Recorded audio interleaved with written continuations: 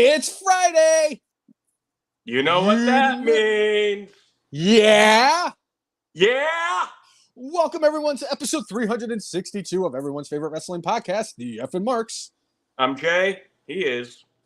I am the brainless one, although we may have to come up with a new title for me going forward after, you know what, every once in a while, well, not really every once in a while, a lot of times when Cousin Jay and I start the podcast, we will go over and talk about things in regards to the podcast.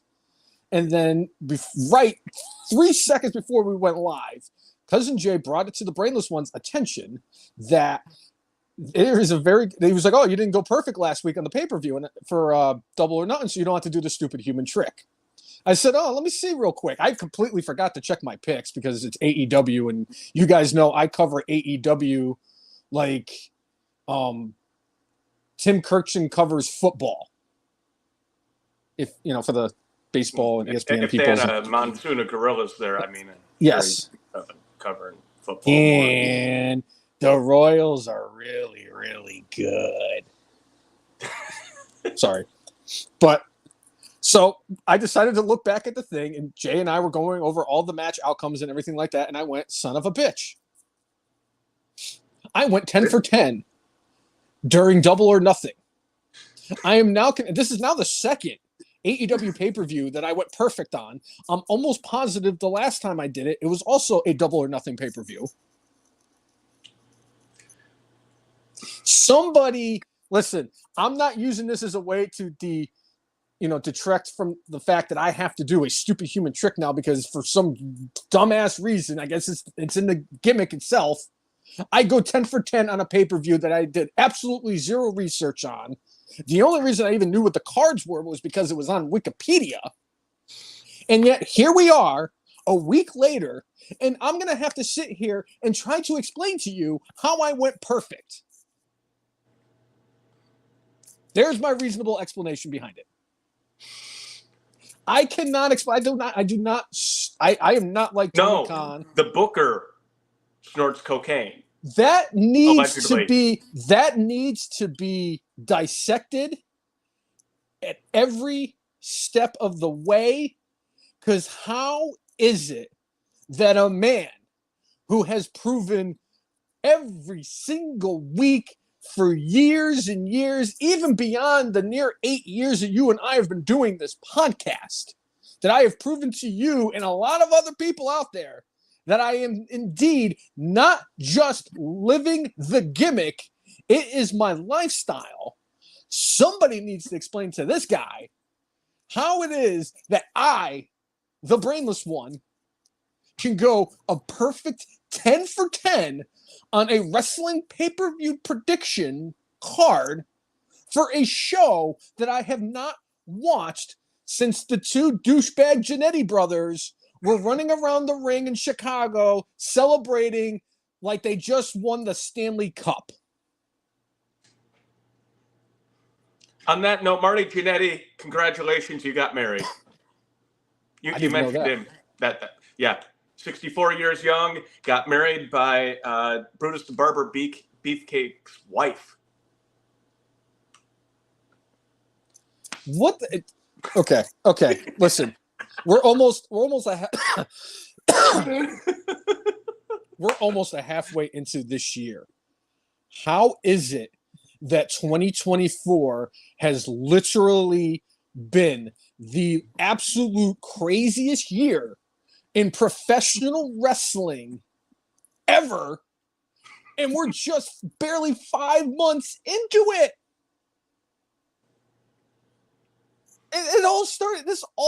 This whole year and everything that has happened with this year all started when Bucky Beaver walked in, sent out an email and said, I've had enough of this damn place.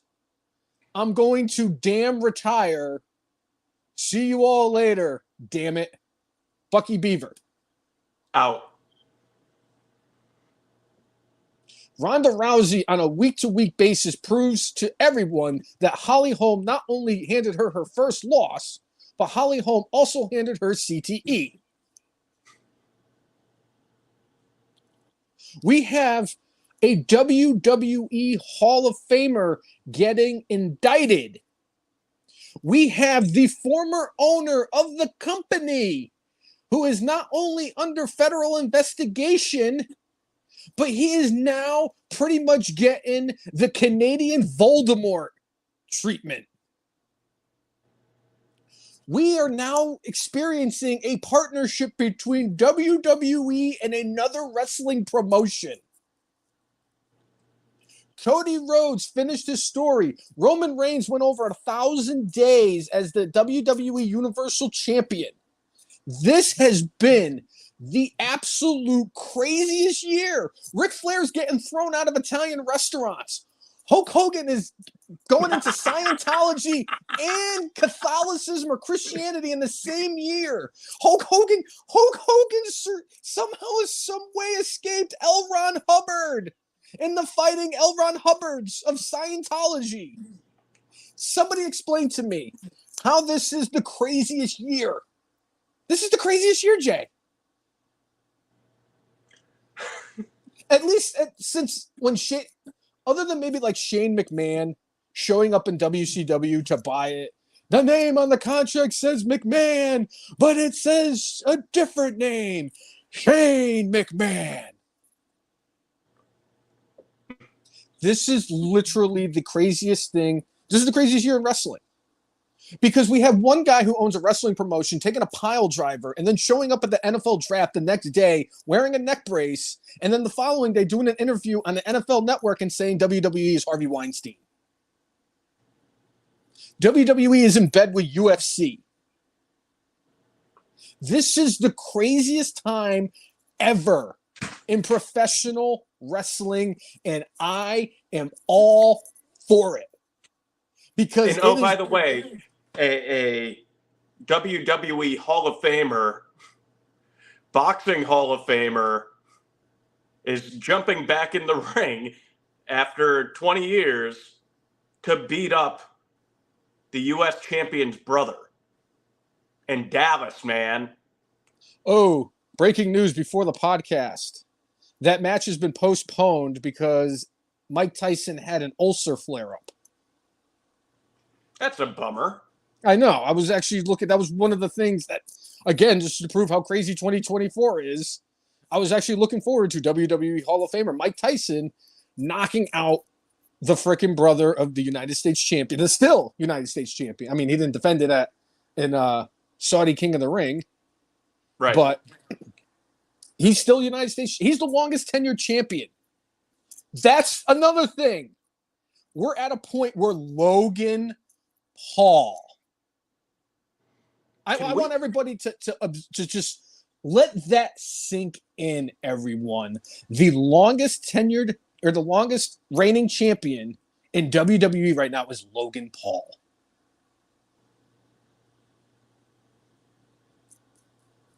Yeah? Yeah. And now his brother's not going to get knocked out next month. So I'm pissed. In a few weeks, actually. Wasn't it like in 3 weeks? July 20th, I believe. Oh, was it July 20th? I thought, for whatever reason, I thought it was June. But, oh well. It was that's a bummer that it's being delayed. I'm glad it's being delayed instead of, them inserting somebody new in there. Right. So. They did that with Kimbo Slice, and they were like, he was supposed to fight, I think, like Ken Shamrock.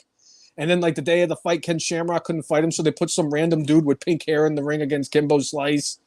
And I will never forget it because I was at, it was one of the bars in Cromwell. And I went and I ordered a beer. They rang the bell. I looked down, grabbed my beer, took a sip, looked up. The fight was over, and he lost. Kimbo Slice lost to a dude with pink hair in, like, 7 seconds.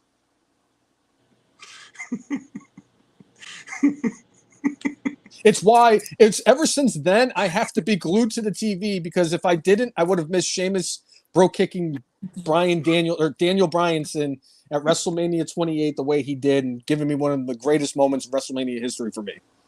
Yes. Which, by the way, I'm now convinced that Sheamus is my Mr. WrestleMania. Okay. But to get back to, the business at hand. The two Genettis. Let's talk about Double or Nothing. The show I predicted perfectly and didn't spend more than half a second watching. I mean, there were some notable things that happened here. We got the return of MJF. With the third shittiest tattoo in the history of wrestling tattoos. Yeah, there's a WWE Hall of Famer that surpassed him this week, I think. Was that the Great Khali? Yes. He's got this. He might actually have the only one shittier than Cody Rhodes. That might be my top 10 list next week. Shitty wrestlers' tattoos. Because the freaking the tramp stamp that Batista used to have was definitely on there. The little sun over his belly button too. He's going to be on that list like 3 times. Let's be serious. It's Dave Batista. I love Dave Batista, but I'm sorry. Never had great taste in tattoos. But anyway, yes, MJF did come out. He confronted Adam Cole, baby.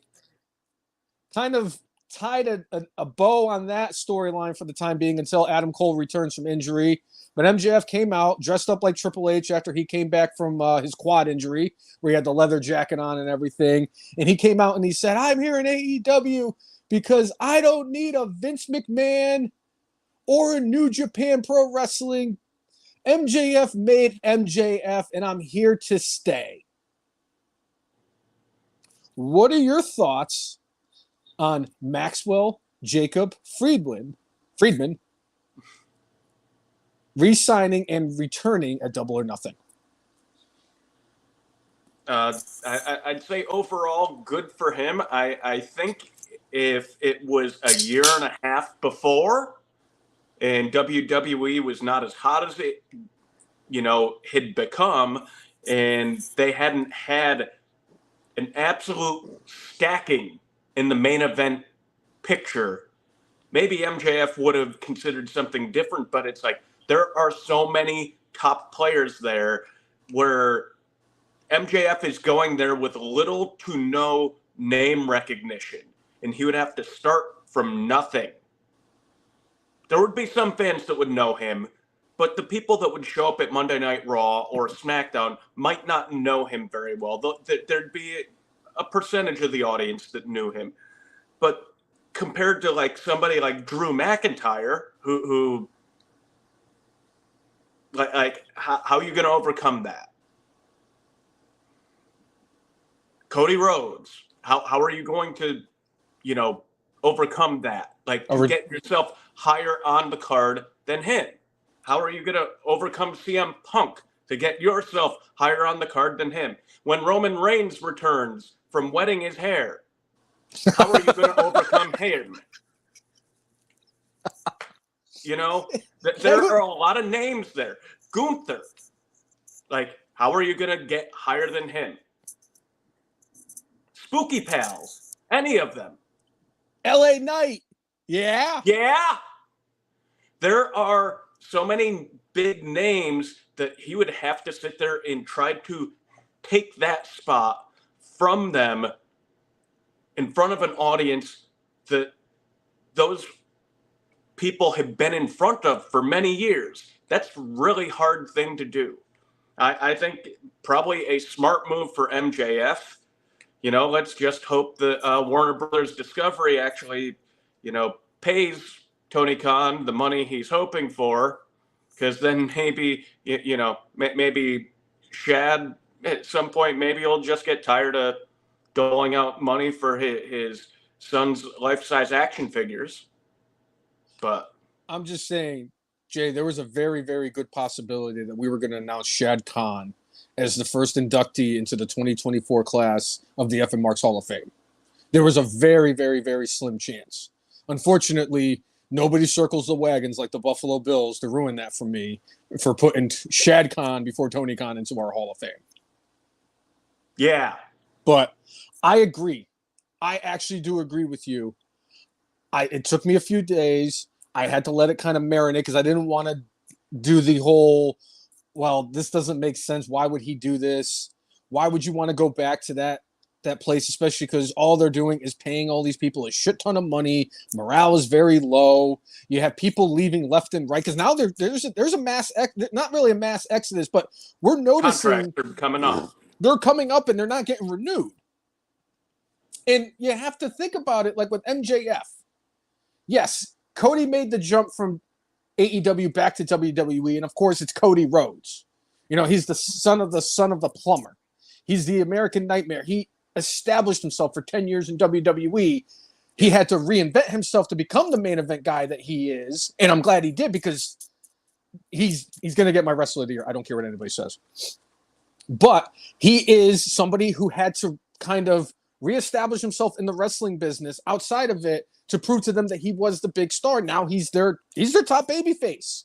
You had CM Punk just come back from, I'm comparing apples to oranges with CM Punk and Cody Rhodes because Cody spent more time in AEW, kind of started it, and Punk was just kind of there to help pop a number and then piss off a bunch of dudes who absolutely embarrassed the wrestling industry.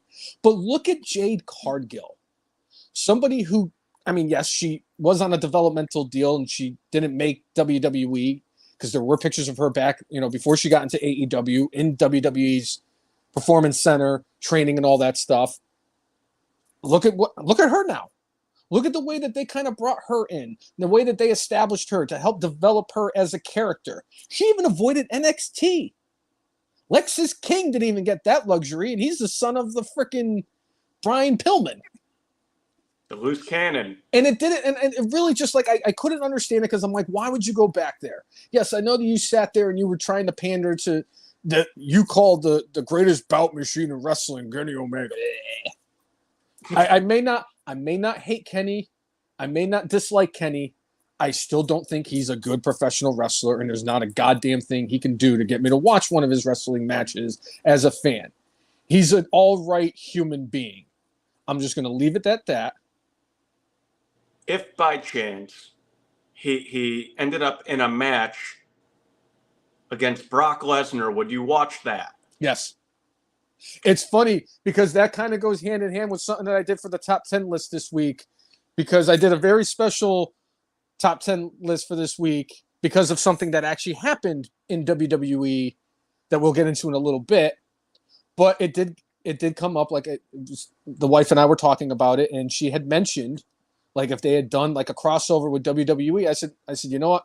If they were going to do a WWE AEW crossover, the first match I would book, and if I got to book it with the outcome, I'm booking Kenny Omega versus Brock Lesnar, and I'm going to have Brock Lesnar hit Kenny Omega with 47 fucking suplexes and then F5 him 5 times and see if he kicks out of that. We could call that the diverticulitis match. Great. There we do. That's what we need to do. We need to drag Russo in this, and somehow, some way, we have diverticulitis on a pole match between Kenny Omega and Brock Lesnar. Well, put the best diverticulitis doctor on top of the pole. Whoever wins the match gets him the next time they need an operation. I would love to see Brock Lesnar beat the bloody hell out of Kenny Omega. I'd love to see him end the Young Bucks' careers, though. Because I've come to the realization that there really is one other person. There's only one other person on planet Earth I hate more than Nick and Matt Jackson. And he lives in Hampton Roads and he fucks donkeys. That's all I'm going to say. So yes, I actually hate Nick and Matt Jackson more than I hate the retard who is our president. There we go. Yeah. Yeah.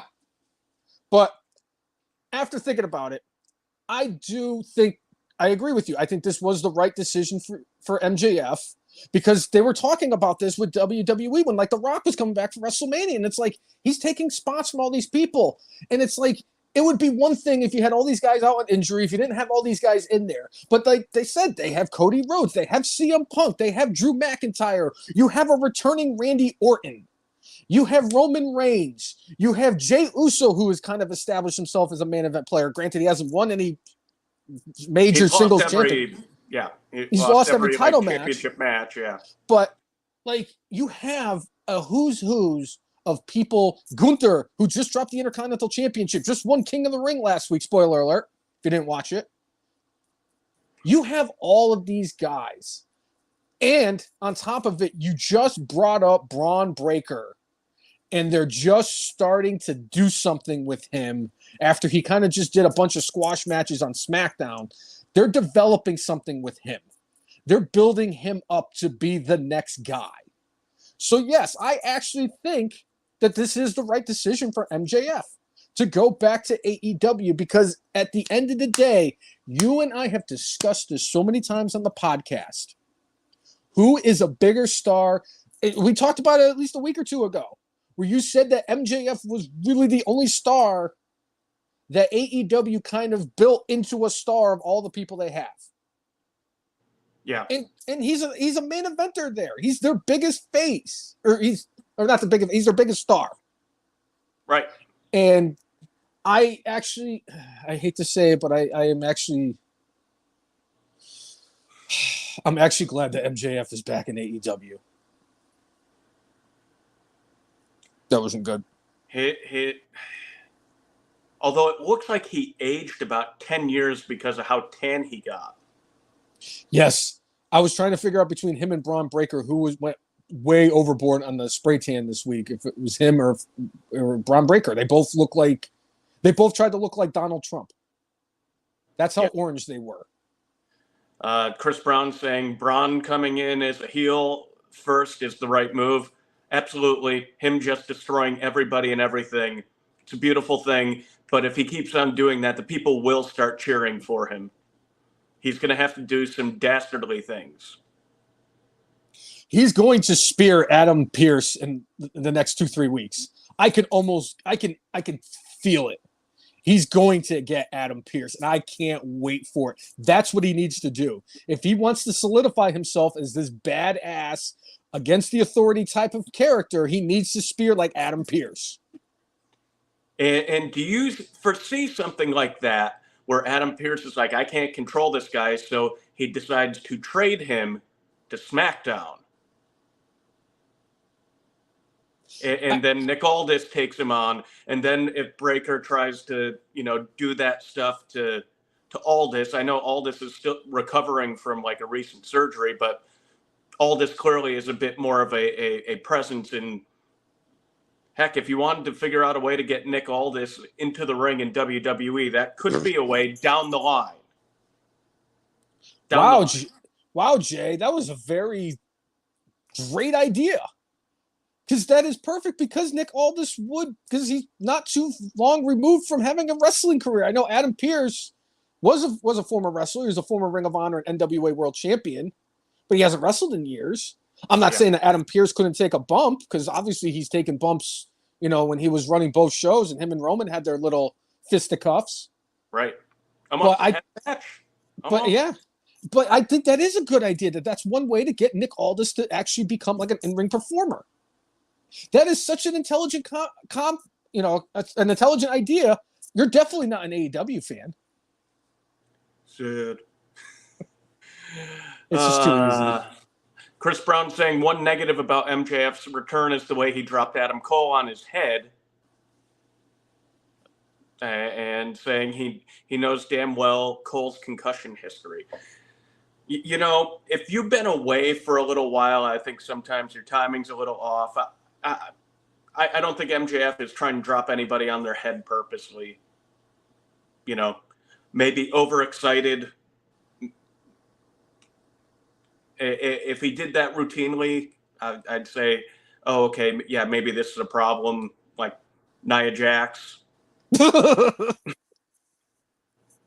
Nia Jax hurting herself. I saw that clip about her in the Queen of the Ring final. I'm just surprised. I'm surprised that Lyra Valkyrie is actually like alive. I saw the clip. That was like Yokozuna when he bonsai dropped the one scab that he wrestled that pissed off Mr. Fuji backstage. Right. And he just because how he used to, brace himself. Yeah.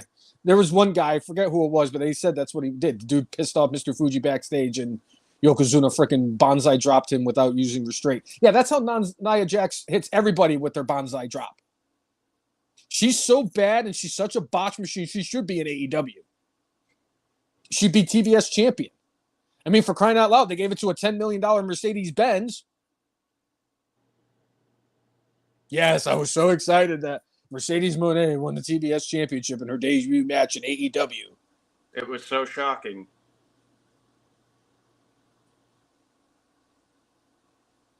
Yes, very shocking. I was a little shocked that her and Willow Nightingale got a 4.5-star match out of it. I've always said I think she is a fine in-ring performer. You know, just super brittle and I mean, apparently Tony Khan believes the hype. I don't believe the hype, but now I have to ask, because we are on the topic of Mercedes, what pisses her off more? When Tony Khan takes the TBS championship from her when she's not ready to drop it? Or if Tony Khan pulls off the greatest heist and greatest upset in wrestling history by signing Becky Lynch to a $15 million a year contract so that Mercedes is no longer the highest paid woman in AEW? Oh, I mean, Becky signing would be the biggest jab to her ego, especially if she's making more money. Because you know Becky would win over the crowd more than Mercedes in a moment. Mercedes would be sent back down the card because, yeah. She'd be dropping the TBS title to Becky in her debut match. I'm all for it. All that being said, I'm pretty sure that Mercedes is either going to go from being TBS champion and then beating Timeless Tony Storm, you know, in a few months to be double champ.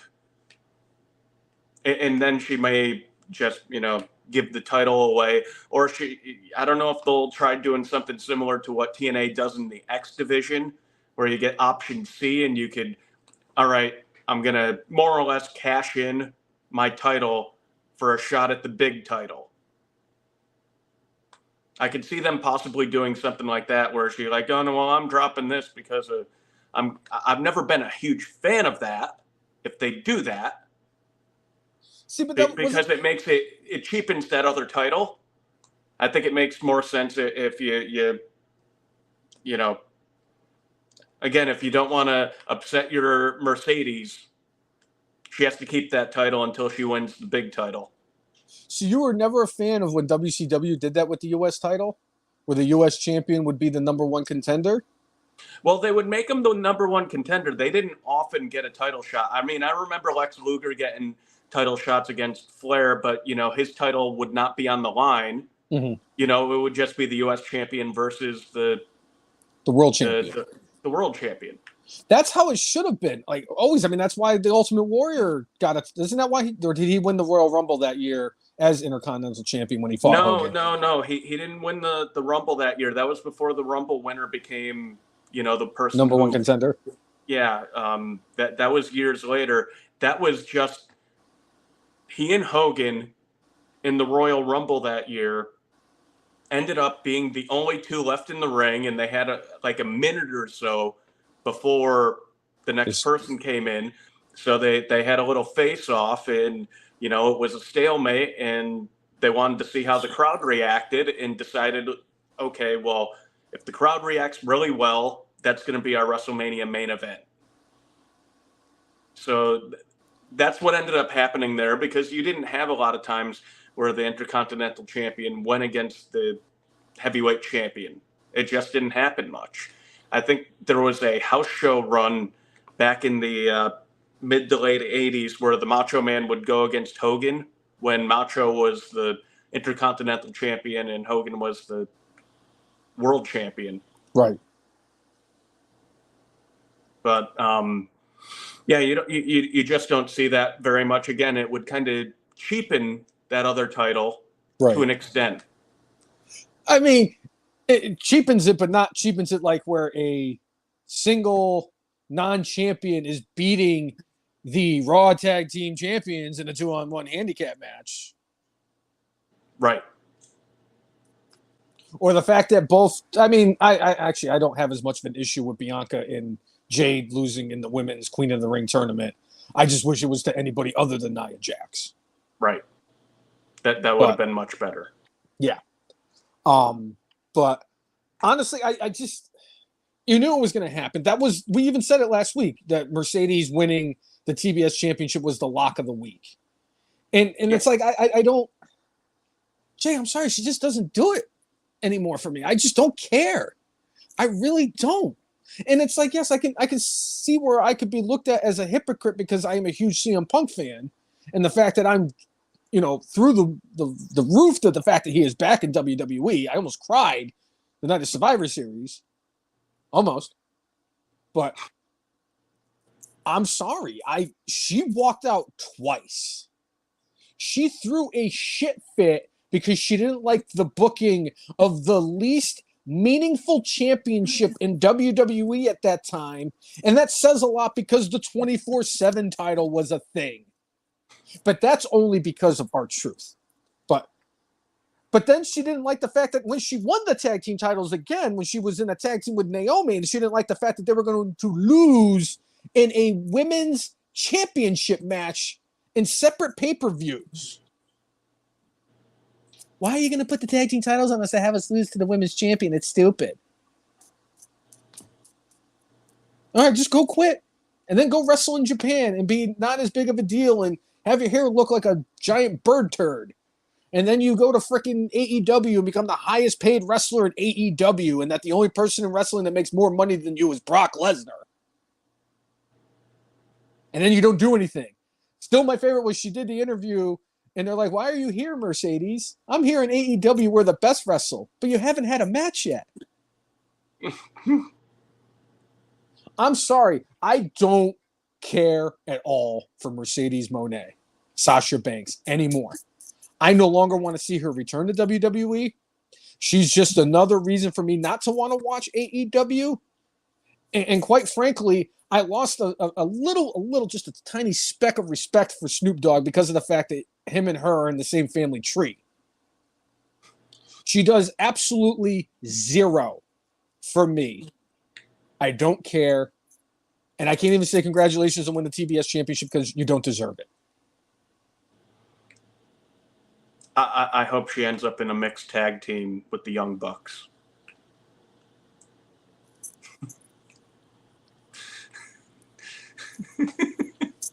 Because I just want to see that meltdown about how much you don't care and how much you hate them.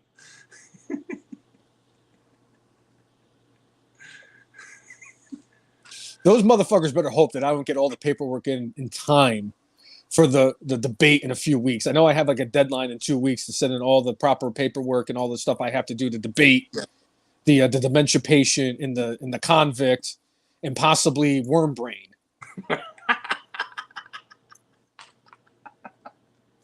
My God, Cousin Jay, I've never picked a better year to run for president of the United States than in 2024.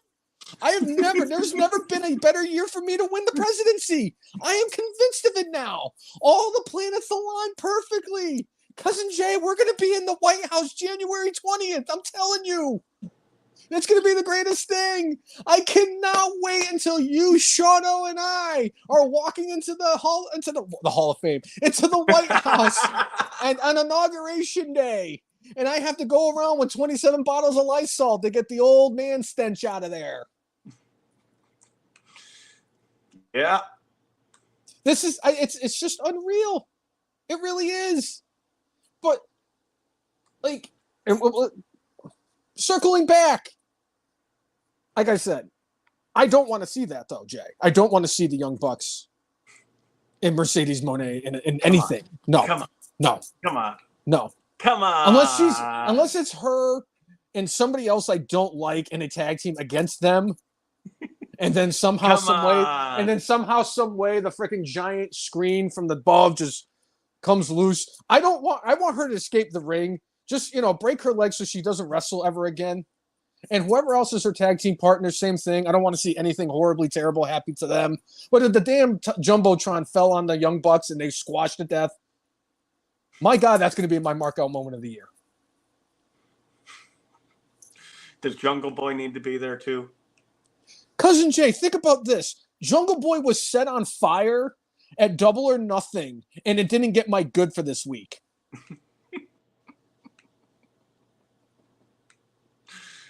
Jungle Boy being set on fire by Darby Allin was the leader in the clubhouse Monday morning for my good for this week.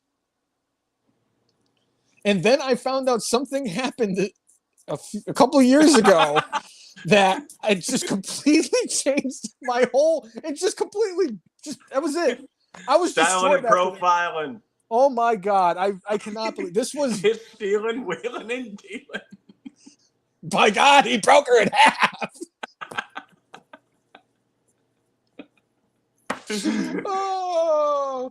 You said it, JR. You said it, JR. Oh, since we are on the thing. All right, yeah. And Chris Brown mentioned that MJF dropped Adam Cole on his head in their whole segment and everything. How about the fact that Will Ospreay almost got dropped on his head doing a stupid flip going outside of the ring in the first match of it? 5 minutes in, they had their first botch. I was like, Jesus and crackers. I'm like, is it Jinder Mahal versus Jeff Hardy in Saudi Arabia? Where Jeff Hardy fell off the top ropes like 6 times? I was like, there you go. Will Ospreay, they're one of their big free agents, one of their future, a guy who could be a pillar for them, is trying to kill himself, unlike Darby Allin. Because Darby Allin's trying to kill himself outside of the ring, whereas Will Ospreay and all the other wrestlers in AEW trying to kill themselves in the arena. Right. But, I mean, yeah, him and Roderick Strong, solid match, I guess. I didn't watch it. I just predicted that Will Ospreay was going to win, and lo and behold, look who won the pony. The Brainless one. Will Ospreay retained because... Oh, no, I'm sorry. Will Ospreay won the championship from Roderick Strong because at the end of the day, Roderick Strong is he is the Brock Holt of AEW, whereas you could do just about anything with Roderick Strong and he's going to knock it out of the park. He's just not Will Ospreay. He's not. Any thoughts on Ospreay and Roderick Strong? I mean, that was almost as good. That was almost as much of a lock as Mercedes winning. You don't bring Will Ospreay in to lose to Roderick Strong because Will Ospreay has a much higher ceiling. And like you said, Roddy's a nice performer. Yes. He's not a difference maker. Ospreay could be. He could be. So, put a title on him. But from having him win that title to immediately going to a world title match, I don't know if that's the greatest idea in the world, but hey, we're here. I will say this. Just one caveat before that. Probably saw that WWE just did that. Yeah. Ooh, that's a great idea. Didn't that happen like last week or the week before too with AEW, where they saw something WWE did and like, ooh, that's a good idea. Yeah, because they did that with the. Don't even get me started on why AEW did what they did and what it led to at the pay-per-view, because I'm still flabbergasted by everything that happened in AEW this weekend. Flabbergasted. I have never been more. By the way, and if we back up to right around WrestleMania, when all of a sudden they had Dustin Rhodes trying to finish his story with the Samoan wrestler who was the world champion. But yeah, that was what it was, because NXT with the North American Championship, they did a match where it was a triple threat, and the two of the guys in the triple threat pinned the guy at the same time, and then they did the same thing on Dynamite with Shibata Bread and Hook, where they beat the Bounty Hunter dude. Because I'm like, this is what they did. They basically grabbed the 3 most random people in a triple threat match and said one of you was fighting the Learning Tree, Chris Jericho, for the I guess the FTW championship, whatever fucking title it is. They have like so many of them. The Learning Tree, Chris Jericho. Because that makes sense. Because you did that, and then the same night you did Adam Edge dumping a bunch of, it wasn't blood, it was like sludge that they dumped on freaking Aleister Black on the 24-year anniversary of when the WCW did the exact same thing with Jeff Jarrett and Kevin Nash. Well, in AEW's defense, they actually did hit the target. In WCW's defense, it was stupid because Vince Russo was the one behind it. Booker of the Year. And that man is still pandering for a job from AEW. He's been asking Tony Khan for a job in AEW, even though he rips them. You need me, bro. I can help you fix it, bro. Bro, I am the answer, bro. Think about all the freaking double disqualifications, bro. Think about all the different pole matches, bro. I'm gonna bring in the new blood, bro. We could put you on a forklift, bro, and we can have a Hug Tony on a forklift match, bro. Between the Young Bucks and the Young Bucks. Oh, God, that'd be the only thing worse than one set of One Bucks is two of them. Maybe they could bring in Marty Jannetty for, Marty Jannetty on a pole match. His leg isn't amputated yet? I'm not sure, but he was standing up in his wedding photo. Well, it's possible that he had it amputated and he has a prosthetic. Yes, it's very possible because Lieutenant Dan stood up in Forrest Gump's wedding pictures. Lieutenant Dan, you got legs. Oh, nothing like getting a Gary Sinise reference in on a wrestling podcast. I love it. Especially when it works. Yeah. Oh. But yeah, they could do Matt and Nick versus each other in a custody of Marty Jannetty match, just like they're going to be doing now with the second ever custody of Dominic Mysterio match with Rhea Ripley. If they don't do that, Jay, that would be a greater injustice than not having the Iron Sheik at WrestleMania 38. And that is still the greatest injustice in professional wrestling if you take everything that Kenny and the Bucks have ever done out of the equation. The Iron Sheik not being at WrestleMania 38 was worse than Chris Jericho losing the Fandango at WrestleMania 29. No. Nicole's favorite wrestler. Vaughn. Go. I think that they are no longer, him and Tyler Breeze are no longer her least favorite tag team of all time. And I don't think it's because they're no longer a tag team. It's because Los Lotharios still exists. Clearly, she does not share your enthusiasm for the Bucks either. Jay, let me tell you something right now. I thought that the look on my face every time those two dipshits show up on my screen is bad enough. I have never seen such fire, disdain, and disgust on a human being's face than when Los Lotharios comes out on the TV and Nicole sees them.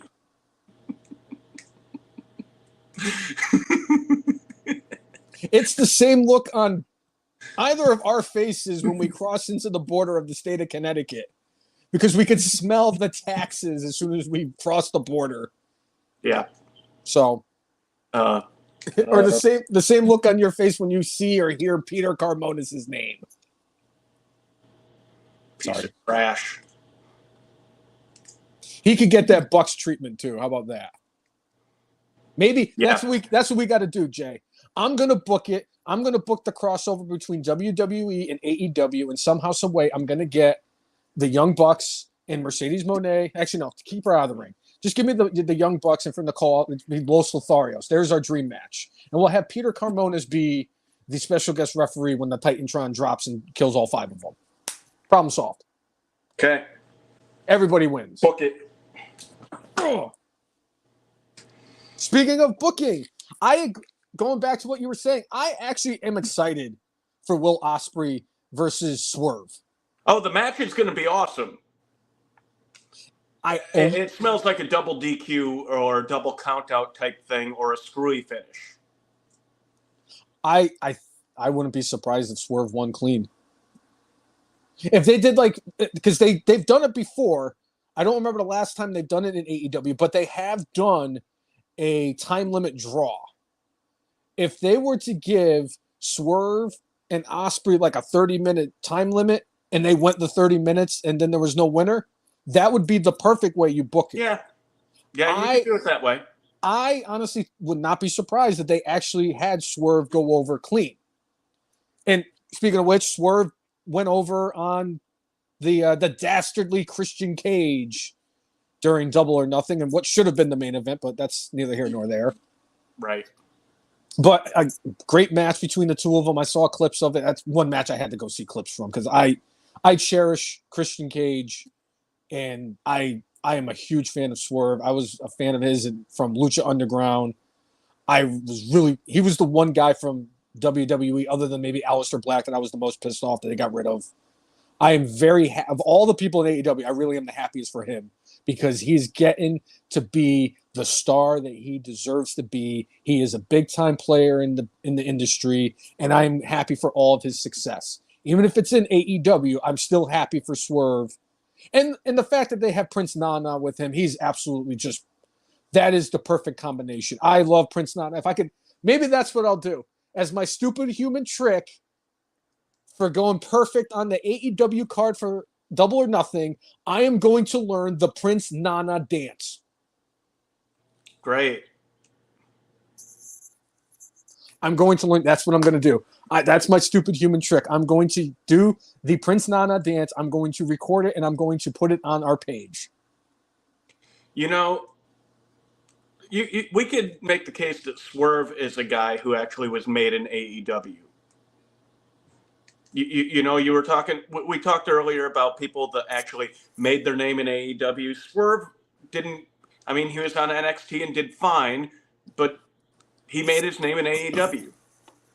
He went from the bottom to the top of the card. I would agree with you, but Swerve, I'll tell you right now, I've never seen a wrestler more motivated to shove it up somebody's ass like Swerve did to WWE going to AEW, because literally everything he did, he turned to gold. He did everything. He won those tag team titles with Keith Lee. I don't even know if there was any finish to that whole storyline between the two of them. I know that they had the little blow off at the end, but I don't think they really had any definitive finish to that. It's because Keith Lee has health issues or can't get in the ring or whatever the hell it is, or he looks like a maestro, whatever. Should have just stayed in WWE and been Bearcat Keith Lee, but it's fine. But I all right, fine. I'll give you Swerve. I mean, and you could probably even say, why am I blanking on them right now? With Daddy Ass. Oh, the Acclaimed? Yeah, the Acclaimed built themselves from, I did not like them at first. I'm like, who the hell are these guys? And then the Acclaimed became, the greatest thing. I'm going to say this. They are their worst enemy, and it's nothing against Anthony Bowens. Anthony Bowens is an incredible talent. I've been a fan of Anthony Bowens for a few years now. Max Caster is not good in the ring at all. He's awful. And he has the foot and mouth disease because he knows how to say the wrong thing at the wrong time to get himself in trouble. He's suspended because of it, or he was suspended because of something he said in one of his raps. And it's and he just doesn't, he's got a great ability to connect with the fans. He's got that ability to freestyle rap. And as somebody who knows how to, rap a bar or two, I actually do appreciate what he does because some of them are actually pretty funny. I'll give him that. But the thing with them is that it seems like every time they try to do something with them, either he says something stupid that gets him in trouble, or AEW is yeah, we're kind of tired of this bit already. And then they just kind of push him back into the undercard. It's like they don't know what to do after they get them to that point where they're bigger stars. Because they won the tag team championships, then they dropped the tag team titles, and then that was it. They didn't fight for the tag team titles. Then them and Daddy Ass won the trios titles, and then they dropped it to Daddy Ass's actual boys and Jay White. And now they have every single trios titles. If they're not combined, if they are combined, I don't even know what the hell's going on anymore in AEW because I don't really care. But the thing about the Acclaimed is that every time they seem to get some momentum, something gets in their way. Otherwise, I would agree with you that they're also ones who became stars. For a couple of guys that were just kind of thrown together to make us a tag team, I think that they've established themselves as a pretty well tag team. But for stardom for them, I'm going to say no. They were the hottest thing in wrestling for like almost a year. They won my Marquee Award for Tag Team of the Year. I remember that one year they won it. So I just think that it does seem like with them, every time they get some momentum, something happens and they poop themselves. But while we're talking about AEW, one thing I definitely do want to talk about was the completely unnecessary maneuver that one Adam Edge Copeland thank you attempted to do on Malachi Black.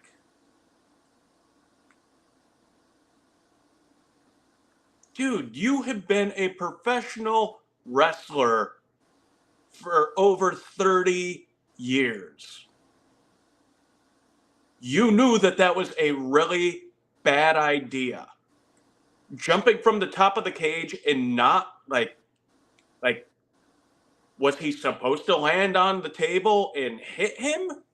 Was he supposed did he not get the right amount of, did he not propel himself forward enough so he could land on him? You would think somebody at 50 years old knows maybe I shouldn't jump from 20 feet down to the ground and just land straight without having anything to take my impact. The body's just not made to take that. And Edge found out the hard way. He broke his tibia. Finished the match, and it was cool that, we had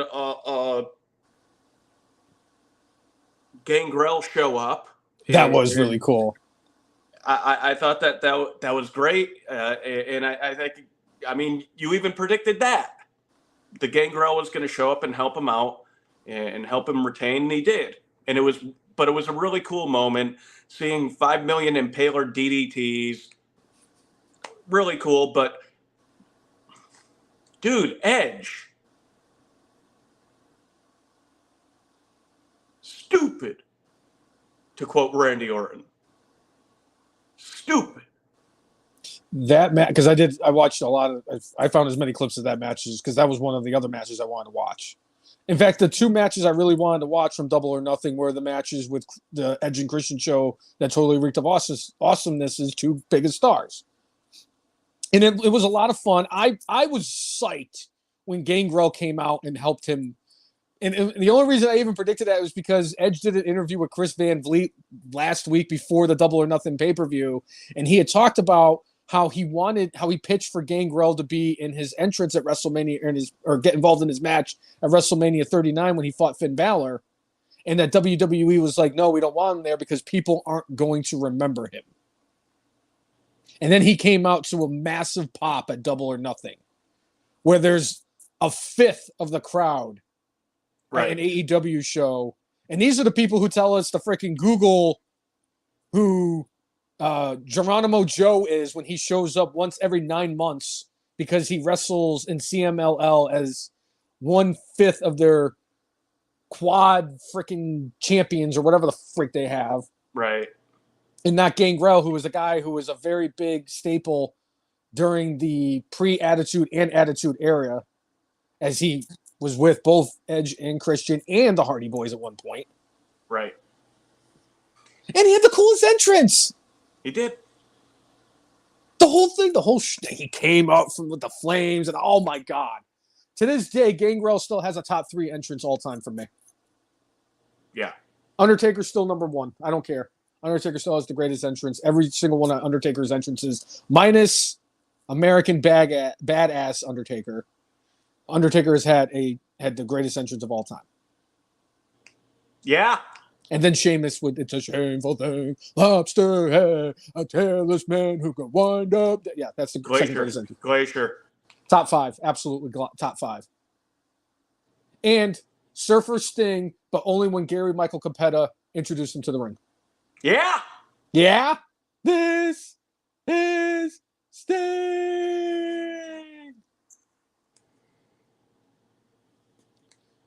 Yeah. But yeah,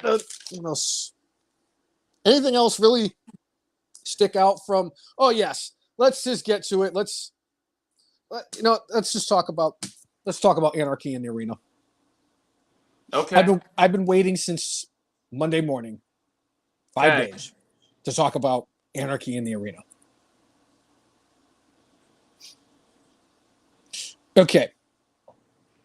I am always against these type of gimmicky bullshit stupid matches where they have to run around like a bunch of idiots. Unless Eddie Kingston is about to set somebody on fire, that's all bets are off. When Eddie Kingston's involved in anything, I don't even care. He could be in a 2-2 wrestling cheerleading squad, and Vince Russo could be on a pole, and I'd watch it. I don't care. I'd watch anything with Eddie Kingston. But this whole Anarchy in the Arena shit, and you had to put the Bucks in there, and poor Okada, who really didn't even take many bumps, and granted, I would actually respected him for the fact that he didn't do as much as he could have bump-wise in this thing because he knows he's a big deal, and there's nothing that the Bucks can do to make themselves look any more uglier than they are. So they could take all the bumps and fall on their face and smash it into a billion pieces, and nobody would care. I just want to know, whose idea was it with the flamethrower spot? Not that I was completely against it, because I was laughing like Billy Madison when Eric was on fire when they were doing the academic decathlon. That's how hard I was laughing when I realized it was Jungle Turd that they lit on fire with the flamethrower. My question is number one, why did Tony Khan roll down the ramp like he shoved himself down the ramp and was trying to sell it that somebody pushed him down the ramp? And number two, why the hell did the douchebags both have fire extinguishers immediately after Jungle Turd was set on fire? If it was too dangerous of a spot that you needed to immediately, because you didn't even sell it. That's the problem I've had with the Bucks. That is a problem that I've had with Kenny. That's my issue with the three of them as in-ring performers, because it looks so fake and phony. They're the reason why there's people out there that say wrestling is fake and stupid, because they do shit like this. You have to have a thing of believability. You have to have that. It's not a good look because it looks like this shit was premeditated. You have to make it look like it's legit. When Randy Orton took out that screwdriver and shoved it in Jeff Hardy's ear hole, that was more dastardly and like, oh my God, that's awful that he's doing that. Jungle Boy gets lit on fire for 2 seconds and the Young Bucks come around the corner with the fire extinguishers and put him out. If it was that dangerous of a spot, why are you doing it? It was unnecessary. And then to top it off, to get their revenge on Darby Allin, they bring him down to the ring, they hang him upside down from a rope, and then they busted out, what was it, like thumbtack bottom sneakers to double super kick him with? And then they just left him there hanging.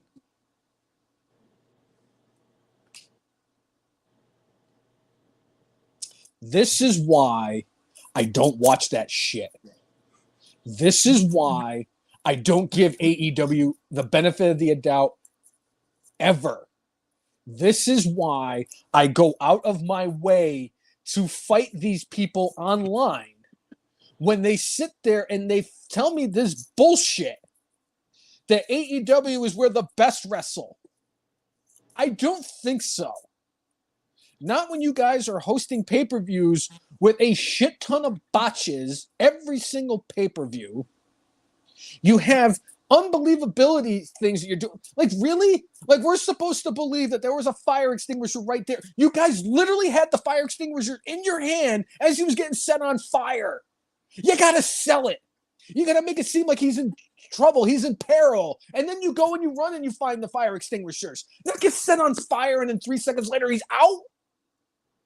And this isn't about me having them light the turn on fire and just letting them stay on fire. It has nothing to do with it. I want to be entertained and I want to watch good wrestling. The Young Bucks and Jungle Turd do absolutely nothing for me on either parts of those, which is why they are a freaking shit stain on the wrestling world. I'm sorry. I didn't think it was possible for me to hate them any more than I did. And then I saw all that bullshit on Sunday and nope.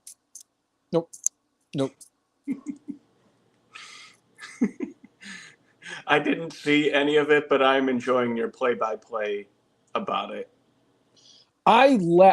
Jay, I'm not even exaggerating. I was literally laughing like Billy Madison when they set Jungle Boy on when Darby Allin set Jungle Boy on fire.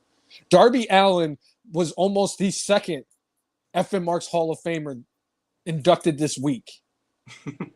But then they let him hang there like a fucking Christmas decoration after they delivered 2 of the shittiest super kicks with these stupid loaded sneakers that they have, which they tried selling these stupid Reebok sneakers at a shoe store. Why anybody would buy them, I have no idea. Unless they were like $12, and even then I still wouldn't buy them.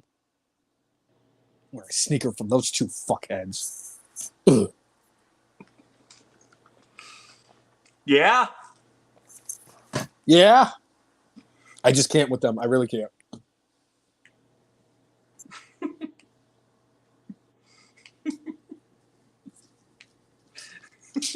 And the best part is you've been cracking up this entire episode, and I haven't even gotten to the juiciest thing that I've heard all week.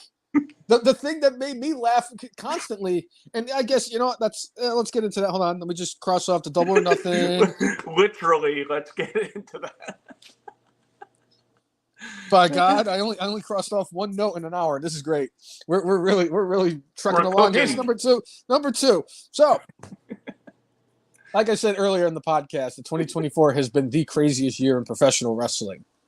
And I thought I've heard and seen everything in my 35 plus years. Cousin Jay, I'm sure that you have heard and seen a lot of things in your 35 plus years of being a wrestling fan. I was proven wrong. I think this is gonna be part of like next year's Dark Side of the Ring. Apparently, Missy Hyatt. This is just too good. I had to go and search it 5 different times and get 5 different sources to make sure that this was accurate, because it was probably the most unbelievable thing I've ever heard in my entire life as being a wrestling fan.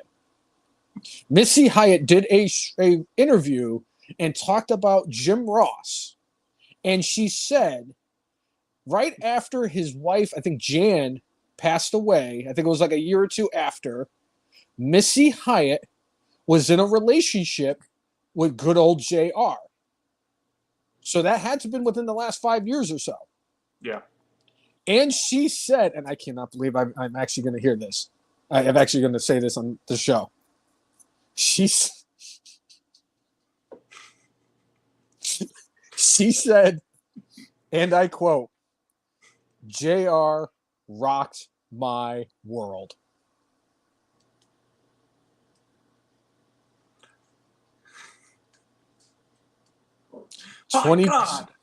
By God, I broke her in half. Look, I'm not going to say a negative thing about Jim Ross. I can't. He's part of my childhood. I grew up listening to Jim Ross and Jerry Lawler calling wrestling shows. I still remember the day Jim Ross showed up at WrestleMania 9 wearing a toga. I still go back to one of the single greatest wrestling shows of all time, Clash of the Champions 13, where I get to watch not one but two GOATs do everything in their power to make that the most watchable and manageable wrestling program that had no right being watchable or manageable. But my God, I did not need to know that Jim Ross was giving it to Missy Hyatt in their 90s. And she loved it. She got slapped. Surprise you. Ass mouth badge. You tame my monster. You tame my sooner, Missy. Boy, I'll tell you, her pussy was tougher than a $2 steak.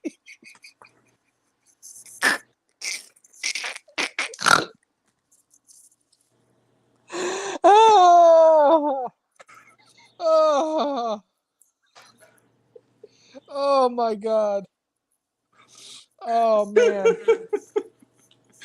I would say good on JR, but man, the only person who aged worse than Missy Hyatt is Madonna.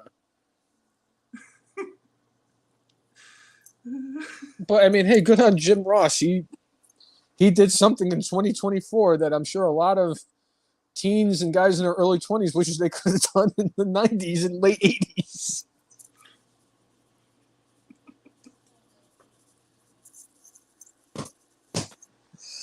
Oh.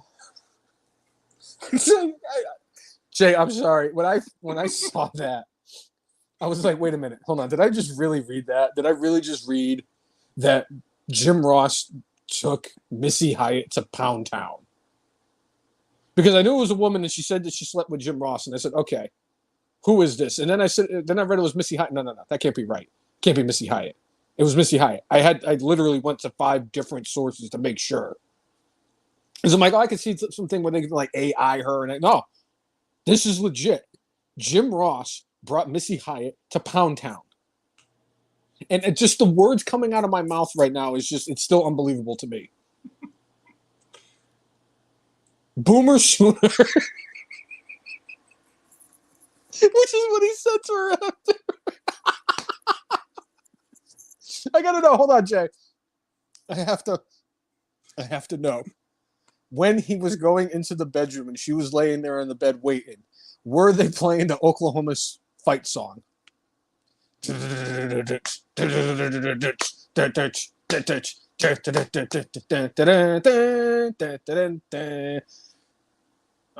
second there, I thought you were going into the Indiana Jones theme song. But... So did I. That's why I kind of stopped, because it was kind of sounding the same. But then I was like, wait a minute, I got to just stop before I have Harrison Ford show up at my house and shove me up Chewbacca's ass.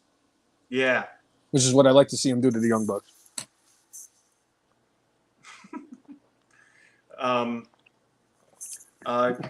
Good for Jim Ross. And hey, he dealt with a hell of a loss. And all right. That's, honest to goodness, that is basically like, I'm trying to think of like what the music equivalent, like if somebody was able to get Madonna in 2024. Well, she's like dating somebody, I think, in their 20s or 30s right now.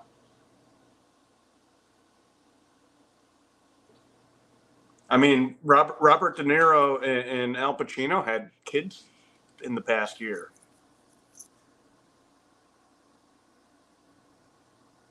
I don't want to hear Robert De Niro's name. I am absolutely...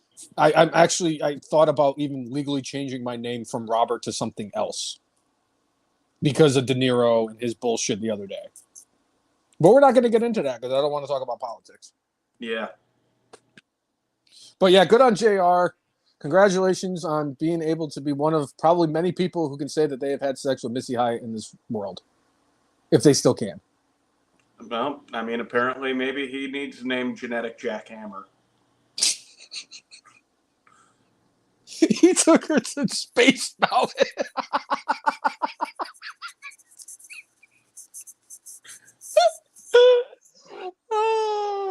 Speaking of the genetic jackhammer, Janelle Grant and her attorneys have agreed to delay their lawsuit against one Vincent Kennedy McMahon. So the Department of Justice can investigate him. They don't. There's nothing out there saying what exactly they're investigating, but it can't be good. Good and terrible. I saw that and I was like, that is not a good sign for Vince McMahon. I'm just hoping that this doesn't. I said it too when this shit happened. Oh man, there's something bothering my eye. I'm sorry. I said it when this shit came out that there was going to be more to this as it develops. Because whenever there's smoke, there's fire. And in a situation like this, Vince is not going to be the only one that goes down. There's going to be more to this. I got to go put eye drops in my eye. I'll be right back. All right. So, if the Department of Justice is coming after you, you're definitely in some sort of trouble. Like, they're literally delaying a lawsuit so he could be investigated by the federal government.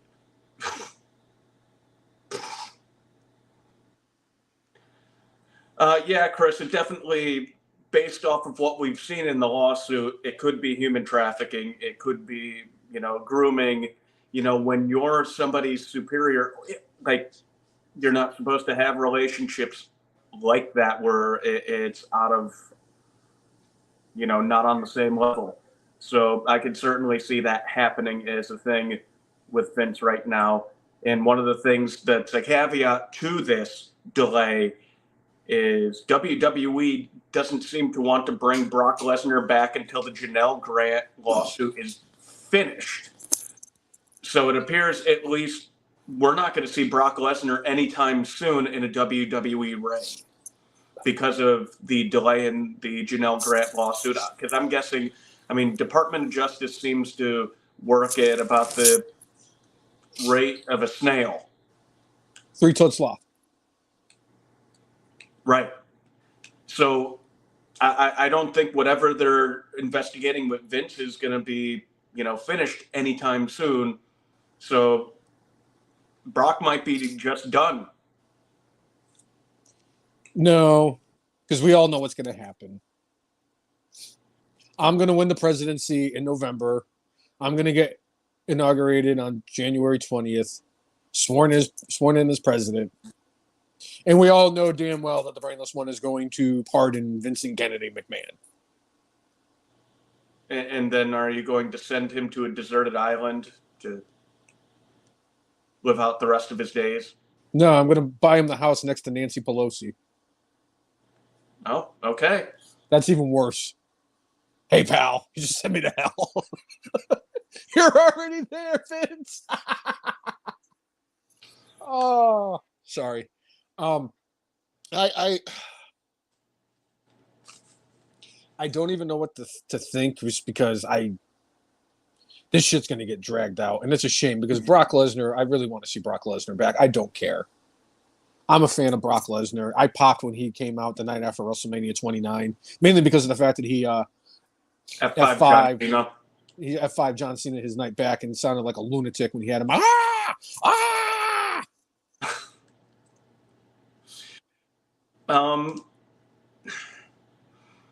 If the things that are in the lawsuit are what happened, yeah, Brock allegedly asked for some things that are disgusting,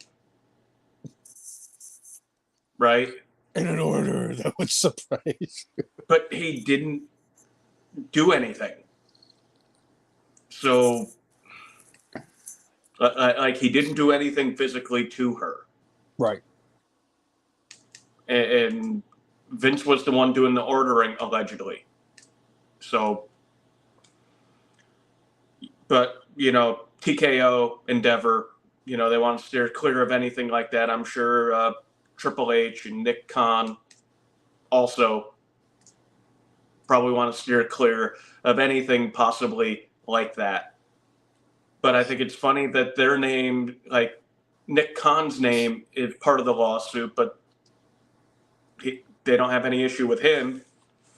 That's my biggest concern, Jay, is that they're going to go after Triple H and Nick Khan. And I really don't want them to go after Triple H just because of look at how the product has gotten since he took over. Well, if they did wrong, they should go away. If they were part of anything that happened to Janelle Grant, they should go away too. I'm just saying, like, if it's just because, Triple H is the son-in-law and, like, he might have known what had happened and he just kind of turned the shy eye to it because he didn't want to get himself sucked into it, and he just is lumped in as an accessory, he loses his job for that. That's not going to be good. We're going to get stuck with freaking Jim Herd as our freaking booker. They'll get Scott D'Amore. They're going to bring back the man who drew $30 in his career. JEFFJARRETT. It was part of Vince's whole plan. Oh, I can't get Jerry because he's dead, so give me the next best thing. Give me Double J. Well, and there are a couple other names from AEW that could make their way over and be helpful in that bit. Double A, Arn Anderson, Mark Henry are now either free and clear or about to be free and clear from AEW. Mark Henry allegedly has other things that he would like to do, and said, hey, I enjoyed my time in AEW, but my time's up. Arn Anderson, kind of similar. Hey, my time's up here. I enjoyed it, blah, blah, blah, blah, blah. I mean, still one of the best promos ever was when Arn Anderson talked about taking out the Glock. Glock Anderson. But, that's when AEW was firing on all cylinders at the beginning, and, it petered off. But Double A going to be gone from AEW. Mark Henry gone from AEW. Jeff Harvey's contract allegedly is up in the middle of June.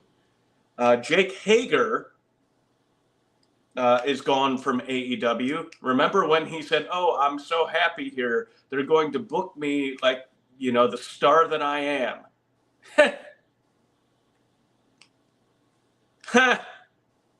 Look who got the last laugh. Of the three, between Mark Henry, Jake Hager, and Double A Arn Anderson, to this day, the single greatest spine buster in wrestling history, who do you want to see go back to WWE? And what kind of role would you like to see them in? Would you like to see all three of them, or is there just like one or two do you want to see come back?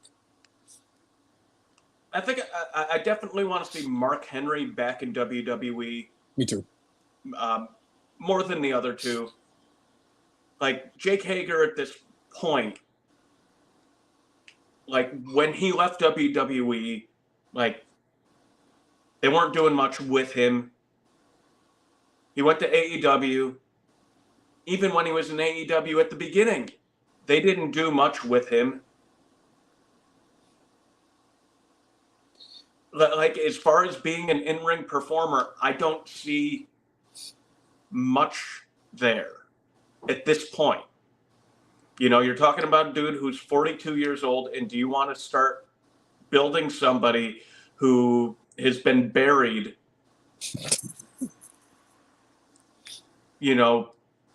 for the last basically 5-6 years? I don't think you could do that. I don't think you could make that reclamation project happen. I think he could possibly be a trainer or a coach, maybe do a short run in NXT if you wanted to do that. But as far as if he wants to continue wrestling, I think he would have to go to like TNA. I don't want to see Jack Swagger back in WWE unless he's bringing back his soaring eagle. I almost said seagull. I know it's not a seagull. If they bring back the Jack Swagger soaring eagle, I want to see him back in WWE. Otherwise, he can spend all of his time in Oklahoma looking for that stupid purple hat. All I care. Because at the end of the day, in his AEW run, that hat was more over than he was. Right. I would love to see Chris Brown saying Hager he thinks would be perfect for the Chad Gable storyline. Problem there is Chad Gable's contract is up at the end of, I think, next week. Yes. And there's a whole bunch of those, too. There's a bunch of people whose contracts are expiring or are expiring. Like Becky Lynch's, I think, expires tonight, too. I know Arn Anderson's contract expires tonight. Like you said, Jeff Hardy's is the middle of next week. Ricochet, his contract expires in June. Natty's is on the verge of expiring. Am I missing anybody? Donovan Dijak's contract expires next month. Yeah. There's a lot of people. There's a lot of expiring contracts.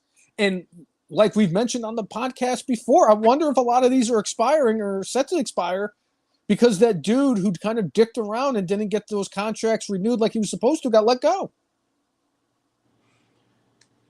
Yeah, whether it's that or this is just the tactic of, the new ownership group telling them, hey, let's wait until closer to the end of their contract before we figure out whether we want to keep them around and how valuable we think they are.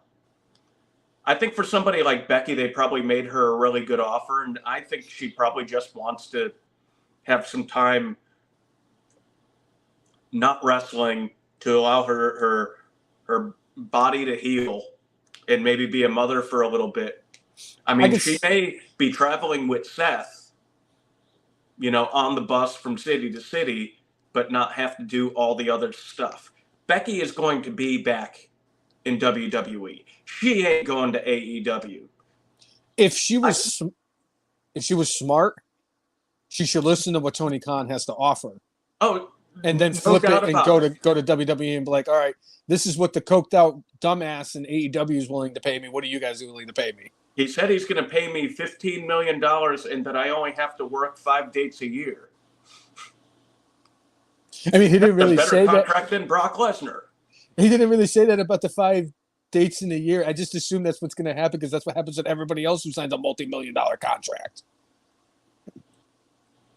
Seriously, like Ethan Page showed up in NXT on Tuesday, and I didn't even know he was out of AEW.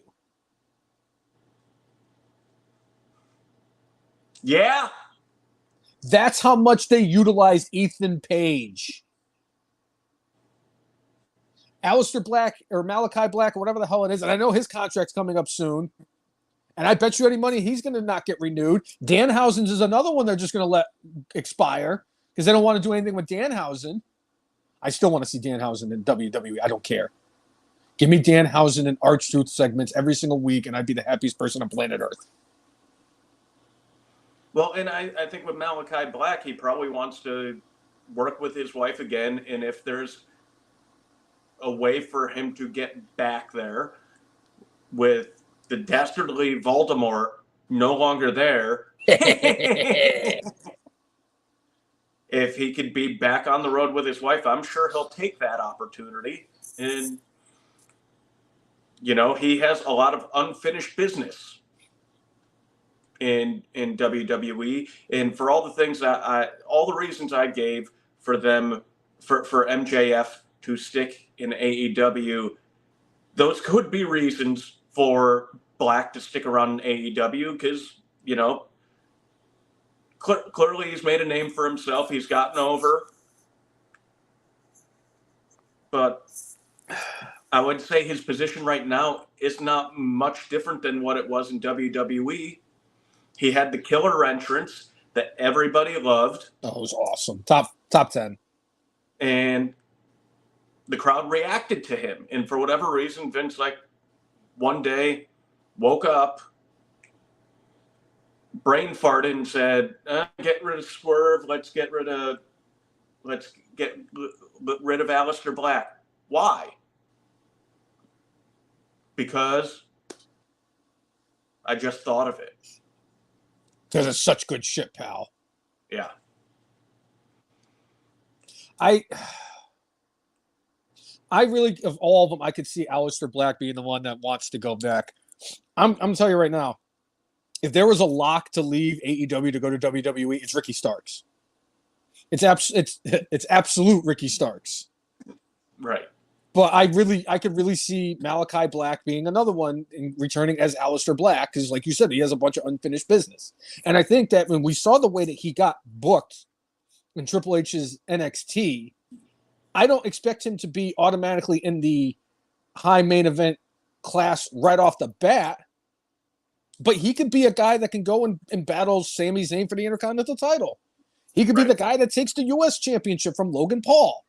He has so many opportunities in WWE that he doesn't really even need to be in that upper echelon of the main event guys. He just needs to be in a better spot than what he's in, where he shows up once every 7 weeks with his freaking if the Spooky Pals are Hot Topic, they're Spencer's. With his Spencer's, stable. Let me just throw this out there. You know me. Usually, hey, let me see the story play out before I decide whether or not something's going to work. Right. I do want what they're doing with their tribute to Bray Wyatt. I want it to work. I do. Bo Dallas does not have the personality or the magnetism that his brother had. I don't foresee it working out well. But if you brought Aleister Black back to lead that faction, maybe. And maybe you make the dynamics similar to what it was in Nation Domination, where you have somebody start out as the leader, but then somebody else clearly comes in and like, maybe not at the beginning purposely undermining, but then they begin a little bit undermining, and then eventually things blow a fuse, and then stuff happens.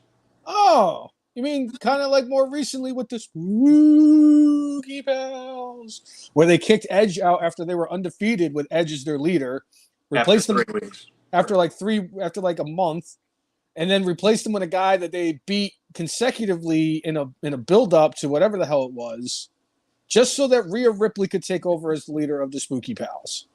Yes, it was very spooky. And Rhea, and I'll tell you right now, a lot of people, and you and I were included, we were not very optimistic with what they were doing with the Spooky Pals.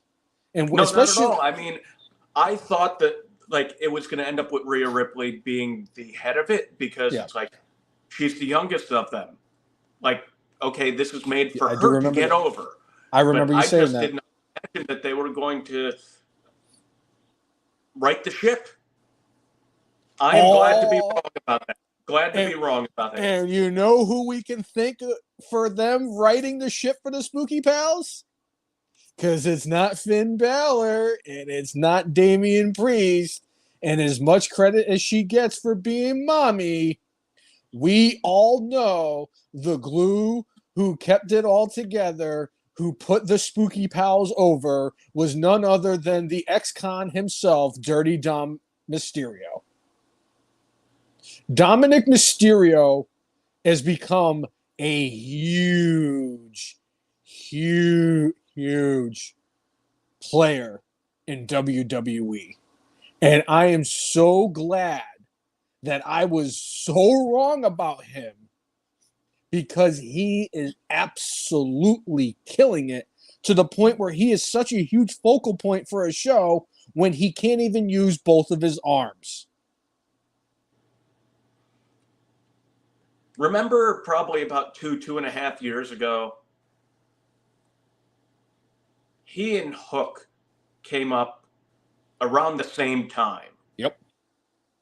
And the big question was, who's going to be the bigger star? And if you looked at like how they were in the ring and how the audience reacted to them and what their peers thought of them.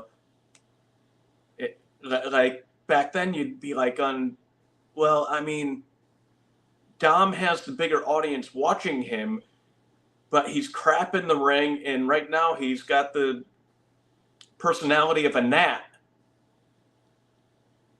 And you saw Hook, who had a bit of a presence to him, who could go well in the ring and seemed to have all these things going for him. And it's like going, oh yeah, it seems like Hook. And it's like, no, Dominic figured it out. He figured it out faster than Roman Reigns did. I'm not saying Dom is great in the ring. Dom is manageable in the ring.